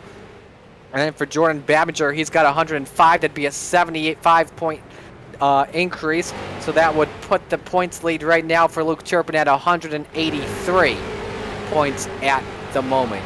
So right now, Luke Turpin he's feeling comfortable right now, but with what he's got in front of him, I don't know if he should be comfortable. Yeah, he's really in a big mess right now, but he needs one position to change. He goes one position better, or Babinger gets one position worse, and the championship is over. However, it could all turn around at any moment, and there's still over 150 laps of racing, and as we've seen, every time they go to pit road, there's chaos. Every time they're out there on cold tires, there's chaos. Some of these guys have been really, really lucky to keep those cars clean. I really expected to see scratches, bangs, dents on every car. Somehow or another, Luke Turpin's car is 100% clean, no damage. I don't know how that's happened. He's just been so lucky here tonight. He's had a fast race car, but he's been lucky to just barely avoid several incidents. Same with Austin Edwards. Austin's been hugely lucky, and look at the gap. Austin is coming out of turn 4 as Luke Turpin's going into turn 1. There's 3 cars on the lead lap right now, and Austin Edwards is closing on Luke Turpin. It's pretty crazy right now where Austin Edwards and Luke Turpin are on the track, and Matt Bear exiting the track as well, exiting pit road, I should say. In fact, why don't we take this opportunity to give you a full field rundown. I'll do the top 16, Doug, and then you can do 17 through 32. Austin Edwards, the race leader. Alex Krapser, 2nd. Luke Turpin, 3rd. Octavio Rondeletto, 4th. Jonathan Schwartz, 5th. Jonathan Bronson is 6th. Aiden McConaughey, 7th. Greg Holes, 8th. Blake Wynn, 9th. And Kendrick Cryer, 10th. Matt Bear, 11th. Tyler Batchelder, 12th. Patrick Sullivan, 13th. Kyle Bartos, 14th. Logan Jones, 15th. Robert Colgan is 16th. Joe Campbell takes over 17th. Kenny Tripp to 18th. Dwayne Robinson currently in 19th. Jordan Babinger in 20th. Sean Andrews 21st. Tyler Gelbert 22nd. Ryan Seams 23rd. Daniel Miller 24th. Derek Colson 25th. Jose Godino is currently in 26th. He's had a rough night. Christopher Johnson 27th. Sean Patrick 8th. Or 28th, excuse me. Then 29th is Gregorio Dorso out of the race. Gerald Poole is in 30th on pit road. Zach Edwards is... Trouble number 4, Octavio Rondeletto spins right into the 22 of Sean Patrick. And that was started from contact from what I believe was from the 14 to the 77. Oh, the 14 got him twice. The 14 bumped him going into 3, and more trouble. Jonathan Bronson's around in turn 4. I believe they collected Godino and Daniel Miller. A lot. And you know what? Oh, that's a dump. That is a dump. Rondeletto just dumped the 99 of Jonathan Bronson. This is absolutely getting absurd. The O Racing guys, Rondeletto, I'm going to call you out now. I could tell that was intentional. You should definitely be ashamed of your entire race team. Interesting situation transpiring, and Jose Godino right behind that incident. And I've got to say, I feel extremely bad for Godino tonight. He's been in just about every incident. Let's be real, but several of them, or most of them, since about lap 50, not of his doing. There was a couple early on that Godino caused and wasn't, not exactly what he wanted to do, but I'll be danged if he hasn't been caught. And everything since then, everything's happened right in front of him, beside him, or collected him in some way, shape, or form. I'm impressed that he is still out there, given given how difficult this night's been for that car. Doug, I apologize for interrupting you on the race rundown currently. The 3 drivers, I should say, that are out of the race are Gregorio Dorso, Gerald Poole, and Ben Dover. I am very surprised that Octavio Rondeletto, who was in 4th position, yet to be disqualified from the race. It's one of those situations where it happened in such a way as he comes off turn 4 3 wide. It happened in such a way that you could interpret it either way. It's kind of one of those close calls, as a lot of cars get loose off turn 2. I think those marbles we talked, and the 14 my goodness, dumped the 77. Now we're gonna have to watch Rondeletto very closely. This will tell the tale here in just a moment. Rondeletto slides in. He looks to the inside. He doesn't get the back bumper though. What happens when they go off into turn 3? If Rondeletto goes to the right, no, he holds his line and gets back by. I'd watch as well that 99.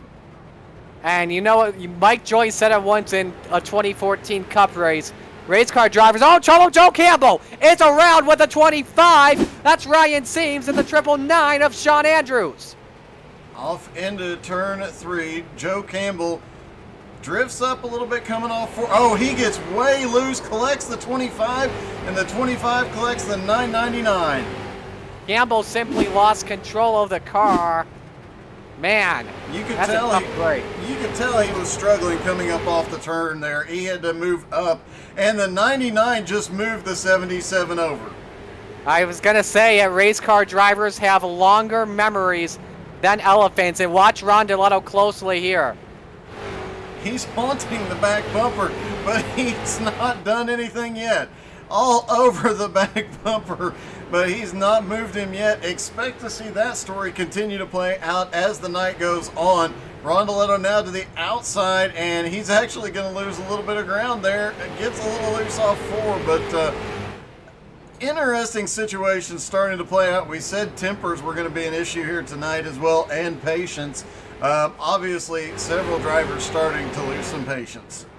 I'm trying to find some notable drivers that are in that pack. You've got Blake Wynn in the 81, who is currently in the 9th position. Patrick Sullivan's in 11th. Tyler Batchelder in 12th. And I think Blake Wynn is pretty much the main one that's got to be careful. Who's currently in the 9th position. That's where he started as well. He's having a good run so far. Yeah, he really has had a good run. Despite some incidents early on, he's kept that car pretty much clean.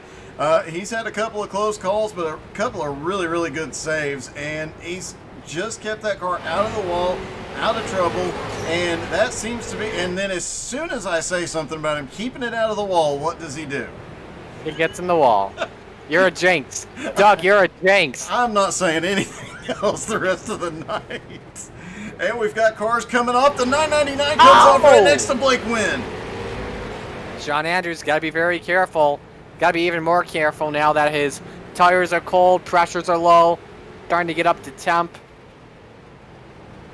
So there's Sean Andrews.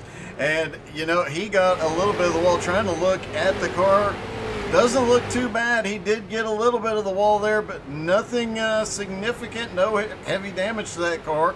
So, you know, he no harm, no foul, I guess. But definitely some close calls as they come off pit road. And as green flag pit stops continue, things are going to get even more interesting. Austin Edwards has not been to pit road since lap 175. I did not even ask any of the drivers, hey, what do you think your fuel run is? Because I honestly did not think we'd get a long green flag run on this track with this many cars. They have continued to impress, though.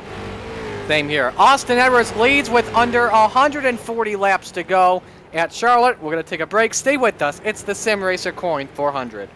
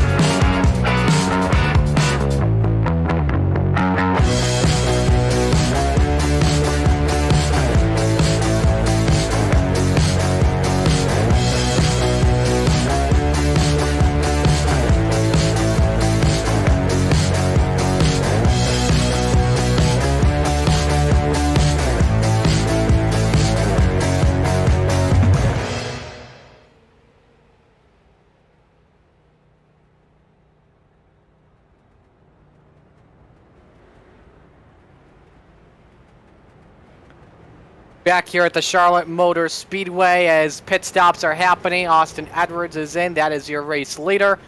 Luke Turpin, Alex Krapser currently staying out. They're still a couple of laps behind. And look at this. Austin Edwards comes out and assumes the race lead. We'll figure out the points, by the way, between Luke Turpin and Jordan Babinger in just a little bit. Butt Kicker is known for their transducers, including the Gamer 2 that adds instant immersion to any game. Unlike a subwoofer that moves air, Butt Kicker products move actual mass, producing a haptic immersion that's powerful and accurate. Blake Wynn has a Gamer 2 unit, and he loves it.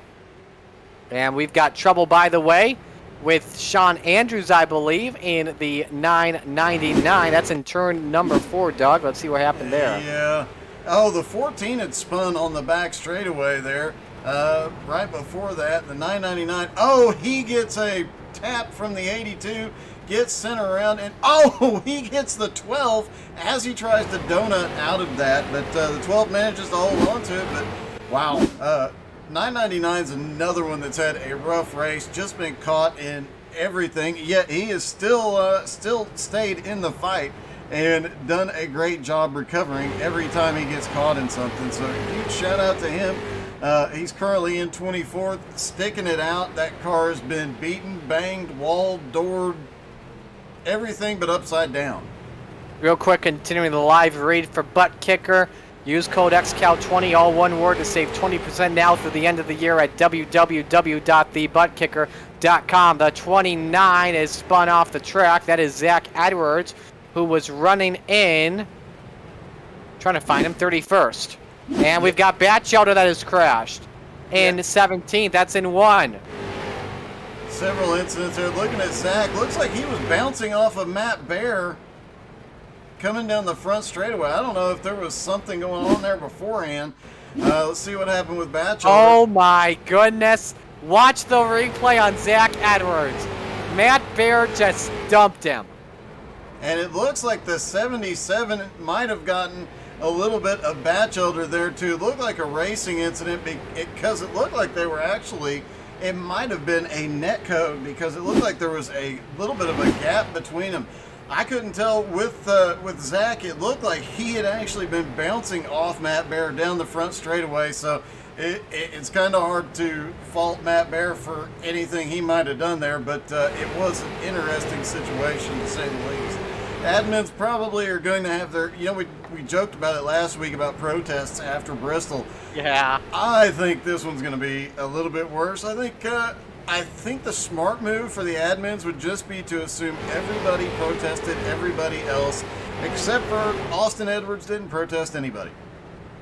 Absolutely. Edwards continues the lead, an 11-second lead on Alex Krapser. Remember, Krapser and Turpin, by the way, they're all on similar strategies. Edwards with a 11-second lead on Krapser at the moment. By the way, and again, I'm going to continue to say this, Zach Edwards got spun by Matt Bear because what happened was Matt Bear got bumped out of the way by Zach Edwards, and then entering turn number 1, Matt Bear drove it in deep and simply, well, it wasn't really a takeout, but turned to the left a little bit harder while maintaining his corner and dumped Zach Edwards. And that is a little, I don't know if you call it a little bit different. I want to say it is. At the same time, though, the O-Racing drivers that are probably watching this are going to freak out and call me out on that part because, but we did but we took them out because they did something to us though too. Well, this is a little bit different though, because Zach Edwards is currently in 30th right now, and honestly should not have done what he did to Matt Bear, because Matt Bear was inside the top 10. Looks like Babinger just had another issue. Let's take a look at it. Down into 1 and 2, and looks like everybody's giving him, he just got way further into the grass than he meant to there. That's what happened with Babinger. It alerted, but seeing some guys really pushing the limits here, and Jonathan Bronson involved in an incident. That is with him and Joe Campbell, and let's see what happened here. Off into turn 3, Bronson dives it in, and Octavio had nowhere to go on that one. He just gets caught up in the mess this time, not of his doing. Interesting situation between Bronson and Campbell there. And that was none of Ron Deletto's business. That is all Bronson on Campbell. How long do you think the list of protests are going to be after this one? I don't know, but I just heard something funny cut out of Austin Edwards on the wheel, Petey. Race control must be 9 beers deep into this. Austin, the commentators wish they were 9 beers deep in this one, buddy.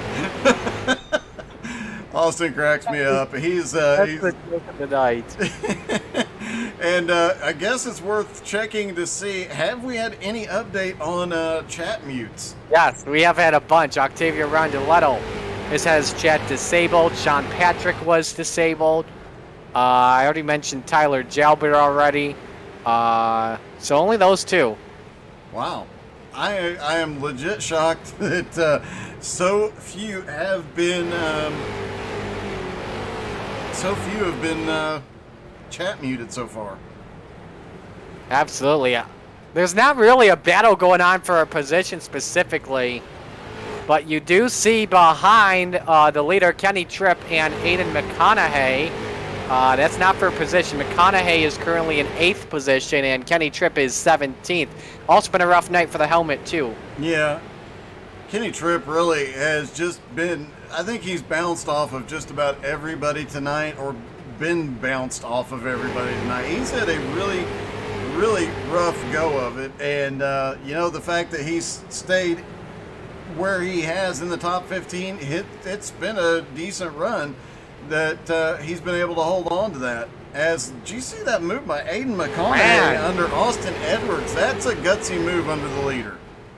Absolutely. I think they're just trying to let traffic go by. Edwards does not want to be in a really risky situation because he's close to lapping Luke Turpin, and he's got a good lead on Alex Krapser, 8 seconds. Could that be it? Could there have been some sort of a deal go on there where Aiden was offered, hey, can you help me out? No, it didn't last because now Austin Edwards right on the back bumper of Luke Turpin to put Luke Turpin a lap down. And it looks like Zach Edwards had another incident as well. Let's see what happened there. Matt Bear on the inside. And, he just hits that pit road wall so hard. Ouch. Ouch indeed. Wow. What a night. And the fact that car is still running is a testament to that team because, honestly, I think 90% of the stock cars in the world could not survive what he's put that car through tonight. We've got a battle developing for 10th between Greg Holes and Blake Wynn. There's just one car separating them, and that is Kendrick Cryer in the 15. Cryer currently in 9th position, so he's having a good night so far. Yeah, he really is. After the rough start, I should add. Yeah, he definitely had a very difficult start to the night. You see that car is not exactly straight anymore, and he's still holding on to position, still in the top 10, despite, it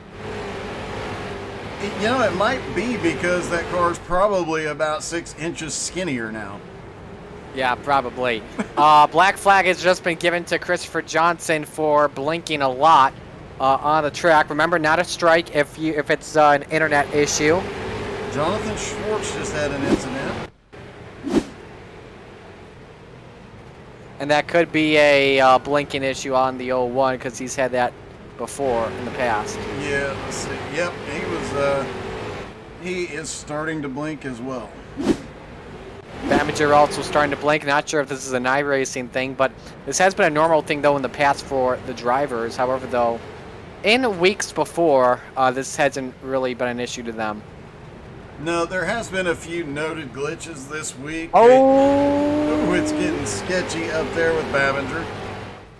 It's getting sketchy everywhere. They had stretched out to almost everybody's single file for a while.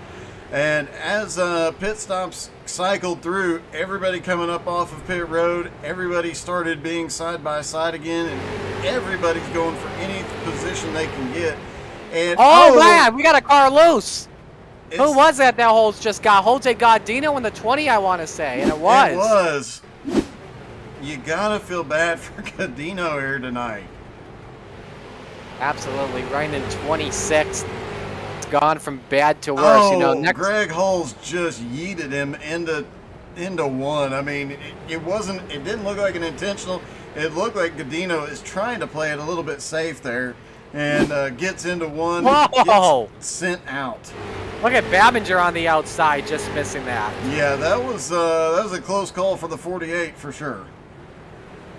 Yeah, could have ended his night, definitely. I know a guy like Jose Gaudino, I think right now, he's just thinking, just take me to next week already, because we all remember what happens. We got trouble with, nope, never mind. Thought we had trouble with Sean Andrews, but I think that was a blink issue. With Gaudino, just focus on next week, because we all know what happened when we were at Super Speedway last time, that being Texas. Came so close to winning the race. Yeah, he really did. And, every time we get to those bigger tracks in these cars, he's in the mix up at the front. He definitely has figured out the draft in these cars better than most. I fully expect to see him battling for the win. Caution! My goodness, we got one flipping! Is that Sean Andrews? And it was a flip at the Charlotte Legends Oval. All right, and he gets into the wall. Rondoletto gets him and then gets the 25. Rondoletto had nowhere to go, bounced off of him, and let's see if we can get another look at Sean Andrews going down the back straightaway. He just gets that outside wall just right. He catches it with the right front. Rondoletto has nowhere to go. That's what sent him over. He tumbles in, or side over side. He does stick the landing, though. I have to score that one an 8.1. That may be one of the weirdest things I've ever seen. Who would have thought a street stock would flip like that off of a wall at a quarter-mile oval? If Rondoletto's not there, that does not happen. It was just the perfect timing where he hit right front first and went into the wall. It got him enough elevated that Rondoletto had nowhere to go, gets up underneath of him, and the leaders start to come to pit road now. Rondoletto just there at the right time to get under that wheel, send him end over end. Rondoletto, by the way, was running in the 4th position. I would expect him to remain in that spot. Oh my goodness, look at Rondoletto's car. I don't know that he's going to be staying in that spot. He's going to have to come to pit road and get a little bit of repairs here tonight because that car is pretty banged up. Definitely. The newest XCAL sponsor is JT's Mobile Pressure Washing for all your pressure washing needs. Located in Ohio, they can blow your filth right across the state line and into Michigan where it belongs. Like them on Facebook, and they've come on board for the rest of the season, and their contribution has increased the team championship fund to $500. And So Andrews, go ahead, I'm sorry. I was just going to say, while we're under caution, and it could possibly be our last caution based on the long green flag runs, I have to give a shout out. Friday is my youngest daughter's 14th birthday, so happy birthday to Hayden. Happy birthday to her. From all of us at XCAL Racing. So let's recap what happened. The wave goes to Octavio Rondoletto. The black, though, goes to Sean Andrews. So this is an interesting situation we're on. Drivers pit on lap 308. Some drivers, like Austin Edwards, Alex Krapser, they pit on lap 310. This could be a fuel mileage race should we go scot-free to the end. If not, even if when the drivers stay out, they can push the clutch in. They'll be good to go the rest of the way. Rondoletto has not pitted since lap 260. And he's not coming in because he got waved around, and now he's one of the few cars on the lead lap. He's in the perfect position. I don't see him. Let's see if he comes to pit road. No, he doesn't. So he's going to come back around, be back on the lead lap, and this is an opportunity for him, but he does not have the fuel. We've seen him save fuel extremely well in the past. This isn't a track where you're going to get a lot of fuel saving, though. You're just having to drive it, how you drive it, and hope for the best here. We haven't even seen Luke Turpin really stretch fuel mileage tonight. We took a guess earlier. Marty and I are figuring everybody else is doing 90, so Luke Turpin probably 100 to 110 laps on fuel, but he hasn't pushed it that far all night. Absolutely. So I'm watching the onboard on Austin Edwards, by the way. He was in 4th gear, and I think what he was doing, he was shutting the engine off and on. Well, he's got 90 laps to go here, and we've seen him make it about 90 on fuel, so he should be good to go regardless of what he does here. But that's definitely a smart move to sit there and keep turning the engine on and off. Save a little bit of fuel here and there where he can, and the pace laps obviously save a lot of fuel as well. He's going to be able to, as we get the green flag. We are back to racing, and we'll see who gets the black flags here for restart violations. But Austin Edwards, though, and remember this, by the way, Alex Krapser is just a couple of seconds behind now. 1.5 is the gap, so that yellow is what he needed, and Octavio Rondoletto is 2.5 seconds behind in 3rd. Yeah, it's good to see Rondoletto back in the top 3. You know, he's had a rough season, obviously had a very rough night here. A driver that everybody respected a lot coming into the night. It seems like tonight's just been a bad night for that team and for that driver, but hopefully he'll be able to recover, have a smooth night the rest of the night, no more issues, and hopefully hold on to that top 3 spot, continue to make his way forward as he comes around Babinger in the 48, who is mired way back in 20th still. Let's go to 8th spot as Kendrick Cryer just passed Aiden McConaughey for the spot, as Cryer actually went a little wide on the exit of turn 2. Now he's stuck on the outside, and McConaughey opens the door, but he bumps Greg Holes, and McConaughey has to hop on the brakes. I don't know how he missed that. I don't know either. Holes going around. Let's take another look at that one real quick, because it looked like Cryer was just going to force his way in there one way or another. And he was trying to make sure McConaughey didn't get back by. Great job by McConaughey saving that car, not getting into that. He slams the brakes, slams the gas, gets by cleanly, and Greg Holes, it comes out on the losing end of that. Battle for the lead is on, though. Austin Edwards versus Alex Krapser. One looking to break a record, one looking to go back-to-back. We are nearly at 75 to go at the Legends Oval. You gotta wonder here, with Greg Holes having that incident a minute ago, as the leader goes under the 29 makes a crazy move to the outside. Obvious he was letting the leader by, but that was a bit extreme. You gotta wonder, if Greg Holes gets back to him, will he be turning a driver, as we've seen tonight several times? Guys just losing their tempers and getting into whoever they feel wronged them. This late in the race, Greg Holes losing some positions. I guarantee you he's not happy. It's Logan Jones currently running in 11th spot with a good night so far, letting the driver of the 96 go by. Blows wondering where Rondeletto is. He's lost a bunch of time with that front end damage just coming across the start-finish line. Luke Turpin, by the way, the first car a lap down. In fact, why don't we take a look at a championship update at the moment. Luke Turpin is currently in 4th with 160 points. Again, we won't update on the situation with who has led the most laps so far until the end of the race. Oh, I can answer that. Yeah, it's Austin Edwards. It's Austin Edwards. No matter what happens from here, it's Austin Edwards is one. Oh! As Luke Turpin comes past Rondeletto's handling has really started to go away. Absolutely. So Luke Turpin currently in 4th with 160. You add leading a lap, plus plus having the fastest lap of the race, plus starting on pole. That's still 15 additional points. That gives him 175. And then Jordan Babinger in 20th. He's got 105 points. That increase, that's a 70-point increase, so that would be 178 points at the moment that the lead Luke Turpin has on Jordan Babinger. Again, that battle for the lead, very tight between Austin Edwards and Alex Krapser. That's a good one right now with 70 laps to go. Yeah, a lot of cars right in front of them. So this may come down to who gets through the traffic better. They've got Matt. Oh, Galbert! Trouble in 2, and the leaders just get by. Wow.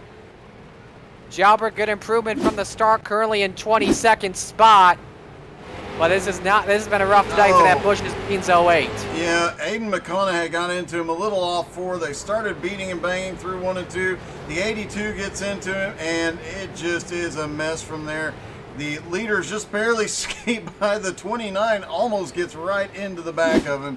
A close call there for the leaders, but a heartbreak for Jalbert, who had been progressively working his way forward. Still right in 22nd position, though, so he's doing well. Austin Edwards, though, has some drivers side by side in front of him. Let's see what happens here. What do you do now if you're Alex Krapser in 2nd spot? You wait for the perfect opportunity to appear, and you hope that Austin Edwards makes a mistake. Can't count very many mistakes this season, but the 82 is moving up to the high side. He's going to let Krapser by now.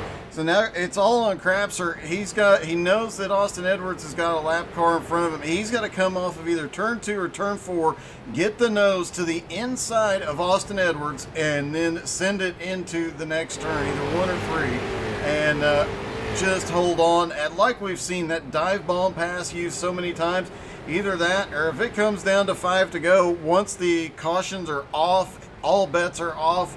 And I bet you we see a little Dale Earnhardt rattle his cage. I bet you it turns. I bet you it legit turns into a Royal Rumble as Jordan Babinger lets Alex Crapser by currently in second. Why don't we take a full field rundown now of the 32 cars? Doug, why don't you start off with the top 16? All right, up front is Austin Edwards, the dominant car so far tonight. Alex Crapser in second, right there with him. Octavio Rondoletto heavily damaged in third. Luke Turpin, the current points leader and probably the champ after tonight, is in fourth. Jonathan Schwartz fifth. Jonathan Bronson sixth. Matt Bear is seventh. Kendrick Cryer in eighth. Aiden McConaughey has steadily worked forward. He is up to ninth. Blake Wynn is in 10th. Greg Hull's 11th. Patrick Sullivan is 12th. Kyle Bartles 13th. Robert Colgan is 14th. Tyler Batchelder is 15th. Logan Jones in 16th. Real quick, we just got reports of Babinger blinking once again. 17th, Kenny Tripp. 18th, Joe Campbell. 19th, Dwayne Robinson. 20th is Jordan Babinger. 21st, Ryan Seams. 22nd, Tyler Jalbert. 23rd, Derek Colson. 24th, Daniel Miller. 25th is Jose Gaudino. 26th, Christopher Johnson. 27th, Sean Patrick. 28th, Sean Andrews. 29th, Zach Edwards. 30th, Gregorio Dorso. 31st, Gerald Poole. And 32nd, Ben Dover. 28 cars currently on the racetrack at the moment. We're going to step aside for another commercial break, but when we come back, we're taking you to the finish. Austin Edwards leads.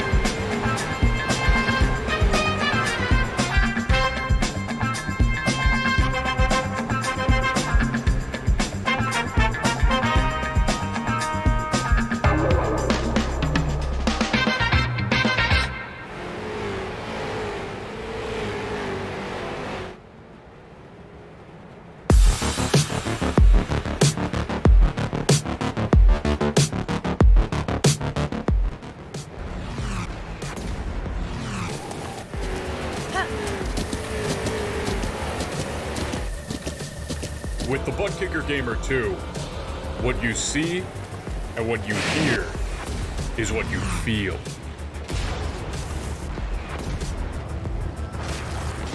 Butt Kicker. The future is feeling.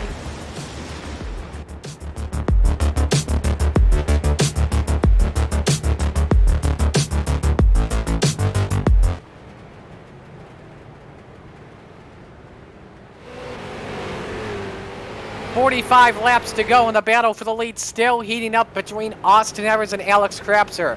Interesting thing, Doug, that I just heard on the radio from Austin Edwards, that because as he went by Jonathan Bronson, my front bumper has not been used tonight, but it could be here. You know, wouldn't surprise me if it comes down to that. Towards the end of the race, Austin Edwards had a super. The 77 really loose.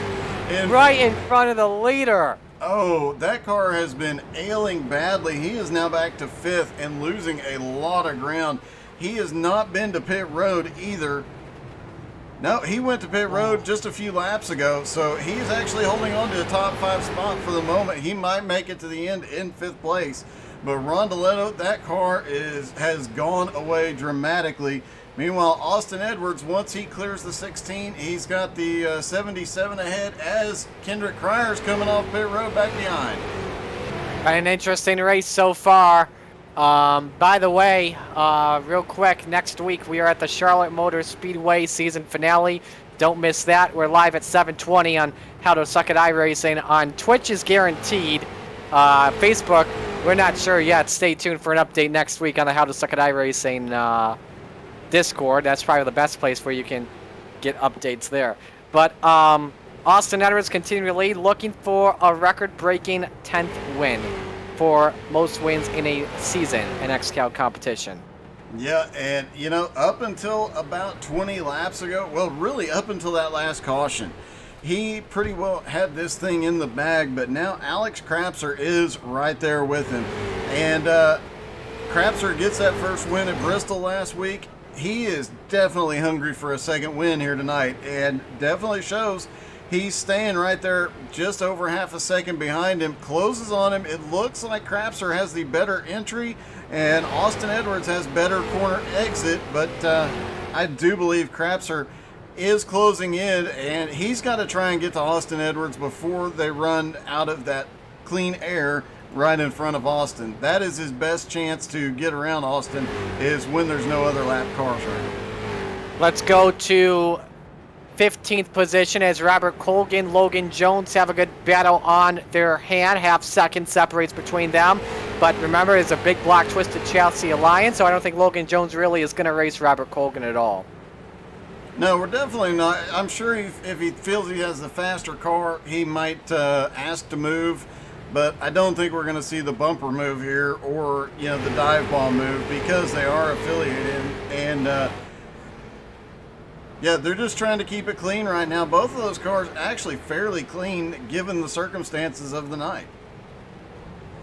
Absolutely, and give credit to those two. They've been having a good race so far. 15th and 16th. Their main goal is always a top 20 finish just for the payouts.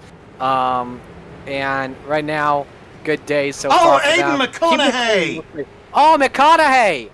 And that's a yellow! Oh my Oh. goodness, that's going to change everything. Aiden McConaughey gets the wall on the back straightaway, just goes flying.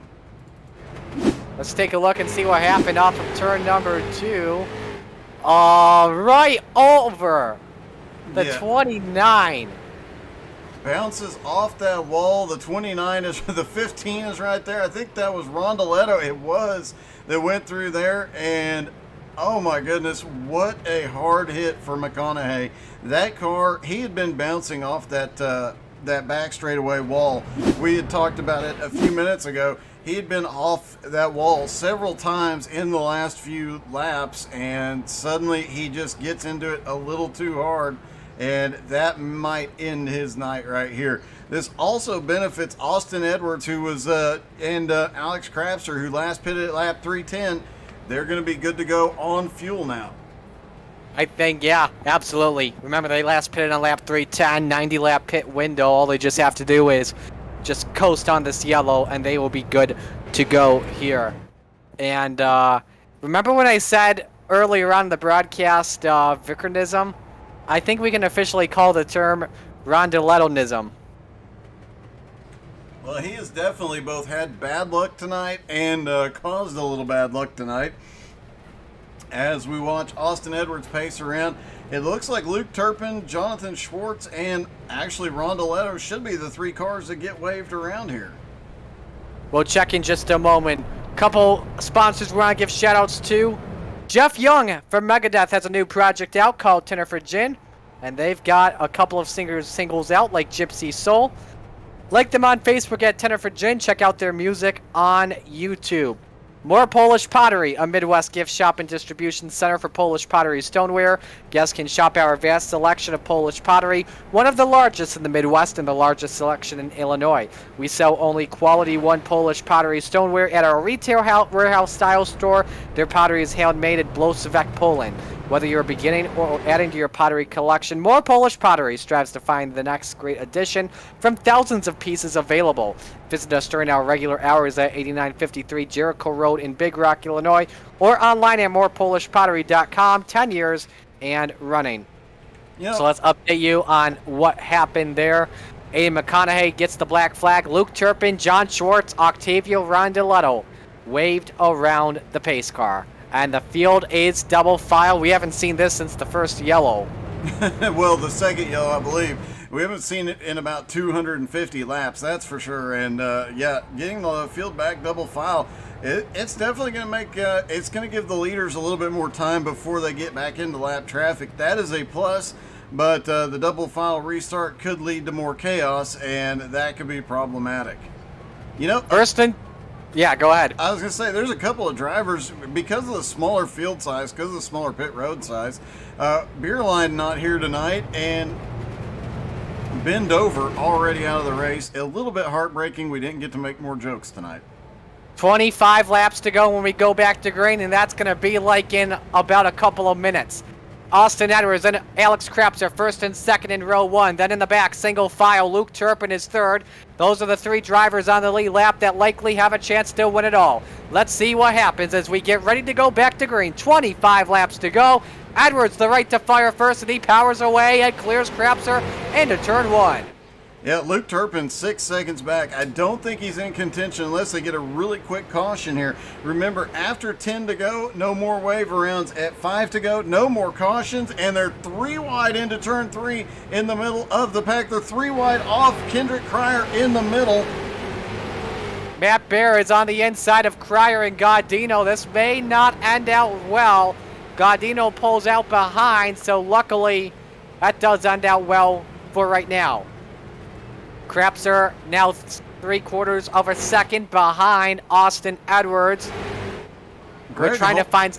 Yes, go ahead. Greg Holes got caught in the middle coming off turn 4 last time and got sideways, had an amazing save in that 61 car. He's another one that's had some really bad luck, but also been a little bit aggressive here tonight. He's been trying to keep it clean the last little bit, though, and great save by the 61. Currently in the 11th position. Good day for him so far. Let's go back to 13th and watch Logan Jones and Robert Colgan. Jones trying the outside, but that's likely not going to work. If he gets, if that lap car works in his favor, it might, but it's not looking like it's going to go his way. No, it's not. He slots back in. They're side by side right in front of him. Jose Godino there on the outside. And the lead for Edwards has gone up big time to 1.5 seconds with 20 to go. Let's go to a battle for ninth. Patrick Sullivan and Kyle Bartels in that battle. And it's 4/10 the delta between them. And Bartels comes back down to the inside, looking to get by the lapped car of Jonathan Bronson, who is currently in the 7th position. But Bartels is there, a little bit of a tire higher line compared to the 16. Yeah, that got a little bit close there. It looked like the 16 almost got the 99, and Bronson has either been sent around or sent a few people around tonight. I think that's pretty common. Of almost all the drivers have been around once or sent somebody around once. In some cases, both. And just a little bit close there for the 99, but he manages to get clear of the 16. Austin Edwards has increased the lead big time. Up to 3 seconds on Alex Crapster, but he has got lap traffic. That's Daniel Miller ahead of him. And let's see what this brings up, though. Let's go back to 9th between Sullivan and Bartos on the 05, blinking just a little bit. We got a crash with Tyler Jalbert. He's around in turn 2, right in front of the leader. Oh boy. Jalbert is wicked loose right now. He may want to go park that thing. Oh, no, he got tapped from the 77 going into 1. He was trying to hold the 77 down, gets into him just a little bit. We've seen that 08 have problems all night a little, and he struggled to get off the grass and back up to speed, off into turn number 3. He actually takes most of the back half of the track to the inside before he gets that car straightened out. But definitely a close call there for several drivers. Very weird scenario. Let's go to a battle for, oh boy, Rondelotto, by the way, in 5th with a majorly damaged car. He's actually in a battle for 4th with Jonathan Schwartz, but I see Schwartz definitely pulling away from that. Yeah, he's got a car. They've got a car between them, and I don't think Rondelotto has any speed to get up there and do anything with him. I think he can maintain pace. I don't think he's going to be able to advance position at all. I think he gets to Schwartz, and you know what? Let's just say it. Schwartz didn't talk about him the first half. Oh, right in front of Edwards, his teammate, Chris Johnson, goes around and breaks the yellow out. Oh my goodness, that was the one thing you did not want to see if you were Austin Edwards, and he almost got his teammate. Oh, yeah, and he almost had it saved, but another car right there just gets into the quarter panel, sends him the rest of the way around. That is not what Austin Edwards wanted to see here. But you know what? This is... we are... Guess who this... Hang on, I want to say this real quick. Guess who this puts back into the battle? Ladies and gentlemen, Luke Turpin. Okay, let's just point this out. We were at 9 laps to go. Last time this happened was at Lanier, what, 3-4 weeks ago? Yeah. And then they made it to the 5 to go mark.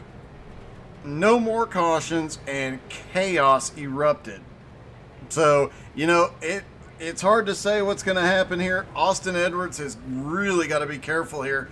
On the restart, he's got to get another awesome restart like he did last time. He's got to get away quickly. And if he does manage to clear the rest of the field and have that big gap behind him, don't pull up neck. Don't try and run down the lap cars. Leave a little gap there you can maneuver through and just call it good till the end of the race. Because if he does not maintain the gap between the cars behind and the cars ahead, it could be catastrophic for him.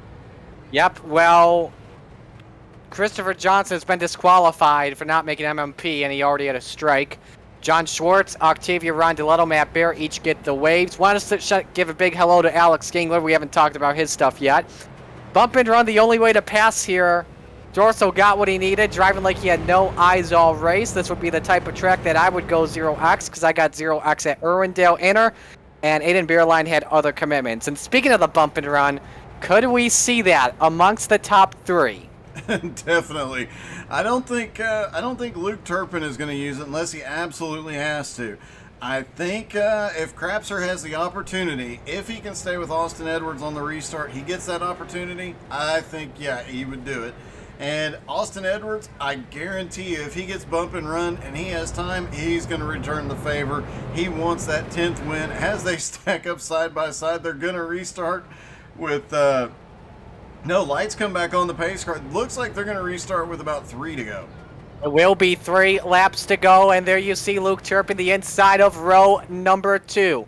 Jordan Babinger in 19th position, so this championship battle officially would come down to the final race at Charlotte, but as long as Luke Turpin would start that race, he would officially win the title. And again, that's all depending on the car count. Austin Edwards looking to make history. Most wins in an XCAL season, looking to break that record, would be his 10th tonight. Alex Krapser looking to go back-to-back for his second win of the season and be 3 in a row for the JNS Racing team. And Luke Turpin looking for win 8 on the year. Let's see what happens as the JT's mobile pressure washing pace truck is in. Edwards gets the right to fire first. 3 laps to go. We go green. And a good restart over Krapser.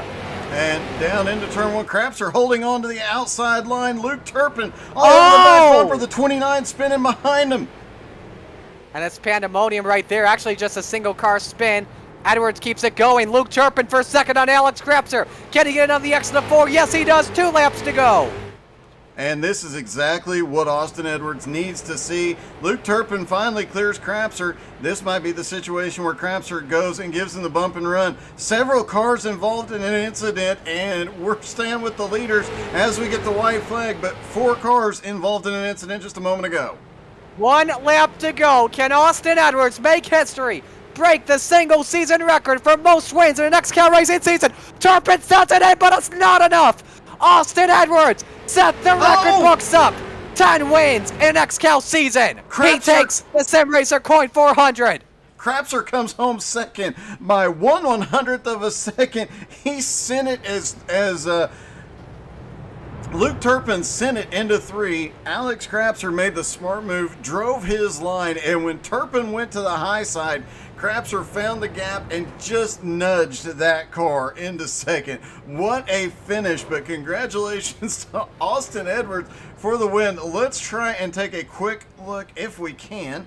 I'm going to try and get a look at what happened with 2 to go. Looks like Robert Colgan and Ryan Seams involved in an incident. The 48 was coming off the turn, off turn 4 really high, and everybody just gets together back there. It looked like one car bumped the 7, and then chaos ensued back behind. Zach Edwards in it, Tyler Batchelder in it, Ryan Seams, and Robert Colgan all involved in that issue, all getting caught. And let's give you the points as Austin Edwards celebrates his record-breaking 10th win in a season. The Demo Derby starting shortly. Let's update the championship unofficially. Again, all results are unofficial. Luke Turpin doing a burnout, and I believe he knows that all he needs to do is start tomorrow and clinch the championship. So let's see here. 180 points Luke Turpin earns today unofficially. Jordan Babinger with a 19th place finish. That is 108 points. So that is a 72-point gain for Luke Turpin. Add that to 108 points. That is at 180 points. So pretty much right now, from what we know, as long as Luke Turpin starts this race tomorrow, he will win the championship. Unless he does not start, then Jordan Babinger would pretty much be in a must-win situation. But this is a huge championship situation for Luke Turpin. Right now, he's pretty much got it wrapped up. Yep, he really does. It's going to take a big miracle for Babinger to have any shot at this. And going into next week's race, of course, anything could happen, but it looks like, for all intents and purposes, you could pretty much just say, Luke Turpin, you are the champion, and congrats. We'll wait till it's official next week, obviously, but we all know it's pretty well written in stone at this point. Absolutely. Austin Edwards, when the race ends next week at Charlotte Motor Speedway, he will have won 1/3 of the races at 33%. That is absolutely incredible. And you know next season he will be a threat for the championship. And let's talk with, first off, our 3rd place driver, Luke Turpin. Luke, I'm going to tell you this. We have calculated it is a 178-point lead, if not 180-point lead on Jordan Babinger. So pretty much right now, as long as you start the race to next week, you will officially be declared the champion. So I'll just ask First off, just how's it feel having a big gain? I mean, at the same time, you feel bad for Jordan Baminger. I heard you say that on the radio. Yeah, I mean, I really don't know what happened to him, but I tried to let everybody know in the beginning and during the race, like, we got to keep the funny business out of it. And I thought it was going to happen to me. I would have never thought Babinger was going to get the short end of that stick. I was ready to recover from something today, and it just never came. So I feel terrible for him, but it's a 30 race long season. Those things are gonna happen. I just hate that it happened at the end for him. I had my fair share too. I want to ask what you said on the radio going into turn number 3. I mean, without question, you were going for that win. You sent it in. Oh yeah, man! Austin had a great car all day. He drove a good race. He was going to win regardless, and that little 3-lap shootout at the end gave me a slight slither of hope. So I told him I was coming. Down the back straight, I said I'm shipping it in. So I warned him, and I actually kind of rattled his cage a little bit. He overdrove it, knowing I was coming. I wasn't going to hit him. I promise I wasn't going to hit him, but it was good to see him react to it. But Alex just ran his line and then nipped me right at the end there. Yeah, absolutely. When that final caution come out, just what's the mindset like as you get back on row 2 for the restart? I'm all day long I was thinking just survive, and then with 3 to go there, I'm like, well, heck, I got a chance to win this. I really needed more than 3 laps, to be honest. I mean, everybody knows you can't get around someone that quick here. I got Crabster. He got stuck on the outside. That's just racing deal there. He got the short end of the stick, and I think we've been going to run if we had maybe a couple laps to duke it out. All right, before he lets you go, Luke, who you want to give shout-outs to tonight? Shout out to Aaron for putting the whole deal on. He's got a good thing going here. I hope the funny business stops. Shout out to Matt Bear and Greg Hall's teammates. They've done great all year. Any championship sponsor, K2, Simcoin, you guys in the broadcast booth, everybody that's contributed. I've made a lot of good friends here, and it's kind of good to get to the end of the season and have those friends still, everybody's competitive in here, but I got a lot of good friends that, message constantly. I just want to thank everybody that continues to come and race together. And yeah, that's pretty much it. Thank you guys. Well, nice run tonight, Luke. Congratulations. Thank you. Turpin with a 3rd place finish. Let's bring in Alex Krapser, and again, he has been having a lot of fun in these past few weeks. Doug, you've got Alex. Hey, Alex, congratulations, and let's start with that move coming out of turn 4. You let Turpin send it into 3, and you just took it kind of easy through 3 and 4 and had the run up off. But did you guys touch coming down the line, and did you see how close the finish was? Oh, we definitely touched. I don't know how close it was. Probably no more than a front bumper cover between us, but yeah, he just kind of sent it in trying to go after Austin. Austin kind of overdrove it a little bit too, and I was just able to get to the inside and kind of drag race him down the straightaway. But I mean, it kind of started a few laps earlier. I knew he was a little bit faster than me, and instead of hanging on his outside, I decided to just give him a little bit more room, see if he could run down Austin, and he couldn't do that. But we had a good race anyway between the top 3 cars, and that was pretty fun. Yeah, you definitely did. It was a heck of a battle there, especially with that last caution coming out with 3 to go. It looked like Luke had 2nd place taken from you, and then the mistake on the last lap, you come by and you get the 2nd place finish with 1/100th of a second by what I'm saying. So that was extremely close. And, winning last week at Bristol, a 2nd place here, this is kind of a great way to end your season, but got to give you a good feeling going into next season. Yeah, that's pretty incredible. The 1/100th of a second or whatever, that's very close. And yeah, it feels good. I don't know, Charlotte Legends Oval, not a track that a lot of people really like to go to. You're going to get a lot of incidents. Whenever you have 24 incidents in a race, you don't really expect to finish in the top 3. And I think Luke and I both had more than 20 incidents and still managed top 3. But yeah, I mean, Charlotte Legends Oval, next week we go to the Charlotte Oval. I don't think I'm any better there than I was at Charlotte, but maybe things will work out like they did tonight. Just track position and circumstances kind of got us up to the front. Well, it definitely worked tonight. You had a heck of a car all night long.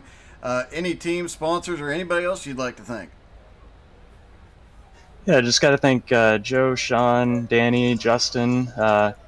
This week I'm in a little bit different car than usual. I was in the 96 this week with Gypsy Soul Tenant for Gin on the hood. Normally that's Mason Foster's car, but he couldn't make it this week. But I had Zach Edwards in the 29. He did a pretty good job until he got in a little bit of incident early in the race. But yeah, just got to thank all the team and everyone that helped on the setup this week. All right, man. Congratulations. Great finish. Great race, buddy. Thank you, Doug. So Alex Krapser finishing in second spot. Now it's time to go to K2 Victory Lane, where we're going to talk with the K2 Motorsports driver that just made XCAL history, Austin Edwards. 10 wins this season. You are killing it on the year. Yeah, man, Marty, double digits, something I didn't even think was going to be possible in this league. So many competitive drivers, and it almost didn't happen there at the end. I used up a lot of my stuff there in that second run to the finish, and apparently when that caution came out, it was going to shake things up. So I saw Luke throw it in there, thought he was going to get me, and barely guessed it up at the last second, costing me a pair of underwear. But it all worked out fine. So I brought it home in one piece, a little bit bent, but it worked out just fine. Well, I think you had to change your underwear when your teammate spun out there with 9 to go, bringing the yellow flag out. What are you thinking there in that moment? Because you almost got into him, too. Man, Marty, there were so many close calls in this race. I don't know if you guys caught it on the broadcast, but I was turned around up backwards at one point. There was so many times with 3 wide or having to take the high side or in a complete bumper-to-bumper traffic jam. There's a lot of times those tires come off the ground at this track when they're not meant to. So that was just one of many moments that were really, really bit of a pucker moment, but I just used that brake pedal to my advantage when I needed to, and it worked out perfectly. Oh, yeah, we saw with that unnamed 78 car who will still go unnamed after his night tonight. And that's very impressive, too, that even when you spin around, you still remain in the race lead. That was really cool. Yeah, Marty, having a big race lead can give you a lot of benefits, especially with this race, having to deal with the strange pit cycles and threading the needle on that fuel gauge as much as you can. As soon as you get a lead, it kind of gives you that opportunity to cool those tires down and put some extra gas in the tank. So had a really, really fast number 66, and I can't believe it made history tonight. Yeah, how does that feel? Most wins in an XCAL season. It's flat amazing, especially not being able to run a full season. The competition is going to be that much greater next year, but I'll also have almost double the races to try and get it done. So I'm expecting much, much more next season. Okay. Next week, yeah, go ahead, Doug. Absolutely. I have to ask. So you're saying a full season next season? I mean, going into next week, you will have won 33% of the races here. You'll run a full season next season. What percentage do you anticipate winning next season? Doug, I'd be fine with exactly what I'm running right now. More races means more competition, more opportunities for errors, and obviously the competition is going to be so much greater next season. So if I can keep even somewhat on par to what I'm doing this year, I'll be just as happy. And I want to... Oh, yeah, go ahead, Doug. Sorry. I was just going to say, you'll be happy, and if you continue this trend, you'll probably be champion, too. Oh, yeah, that's the dream for next season. We're going straight for it. I want to let you know as well that we were not 9 beers deep, but probably race control is right now. We heard that comment. That was a hilarious one of the night. Before we let you go, who do you want to give shout-outs to? I just got to thank, of course, Paul Coleman and K2 for letting me do what I love here on the iRacing Simulator. It's a lot of fun. Especially a big thanks to the lap cars tonight. I had a lot of courtesy from the lap cars out there when I got up to the front, and that made a big difference on the race, just being able to slide through that in such a chaotic racetrack. So big thanks to the competitors for keeping it fun, all the admins, broadcasters, you guys for doing what you do. And man, cannot wait for the season finale 1 week from now. Next week's going to be awesome at Charlotte. Enjoy this one, man. Congratulations. Thank you, guys. Austin Edwards, history tonight. 10 wins this season. Give you the final full rundown. Oh, I got to text Aaron real quick. That reminds me. Edwards gets the win. Alex Krapser second. Luke Turpin third. Octavio Rondeletto fourth. Jonathan Schwartz fifth.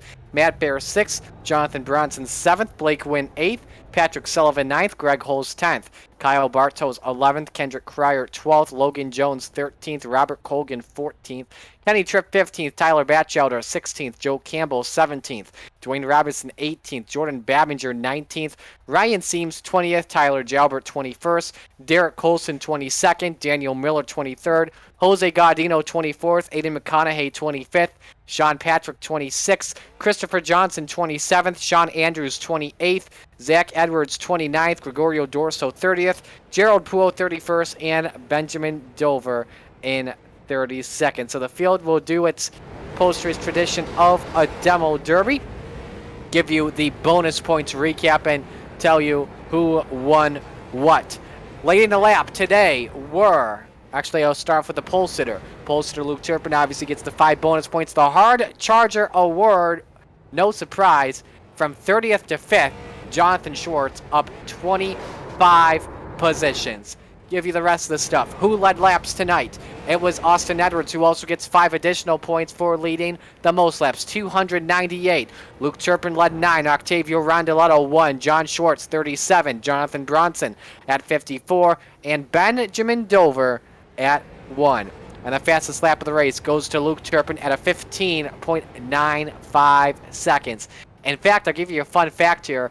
Only 4 drivers were able to get into the 15-second bracket. Nobody else was. So that was very impressive by those drivers. 6 yellows for 50 caution laps, 8 lead changes, and a very impressive race for what we had, Doug, and for the yellows that we had.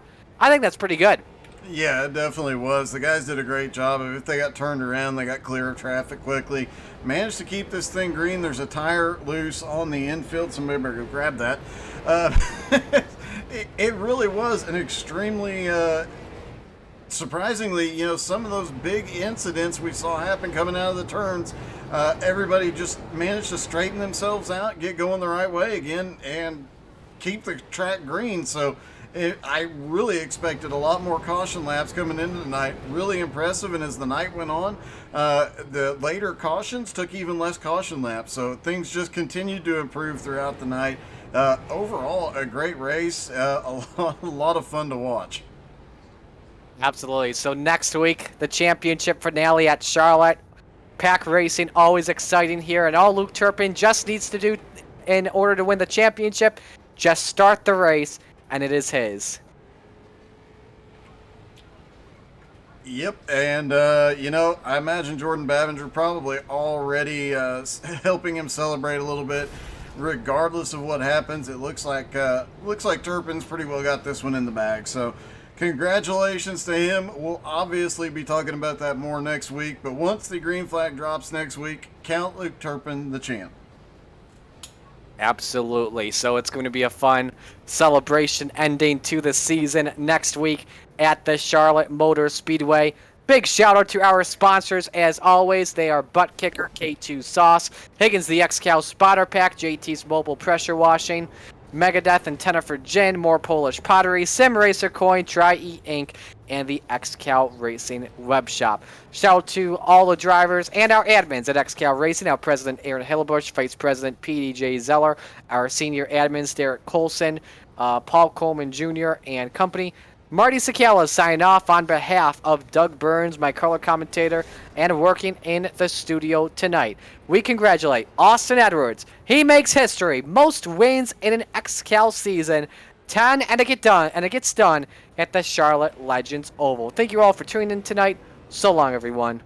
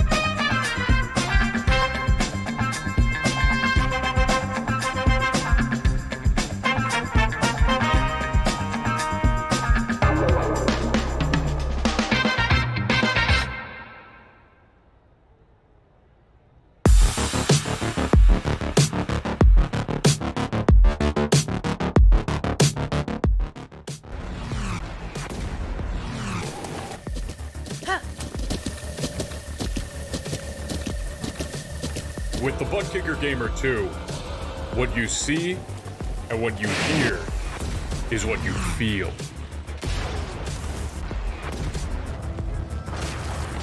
Butt Kicker.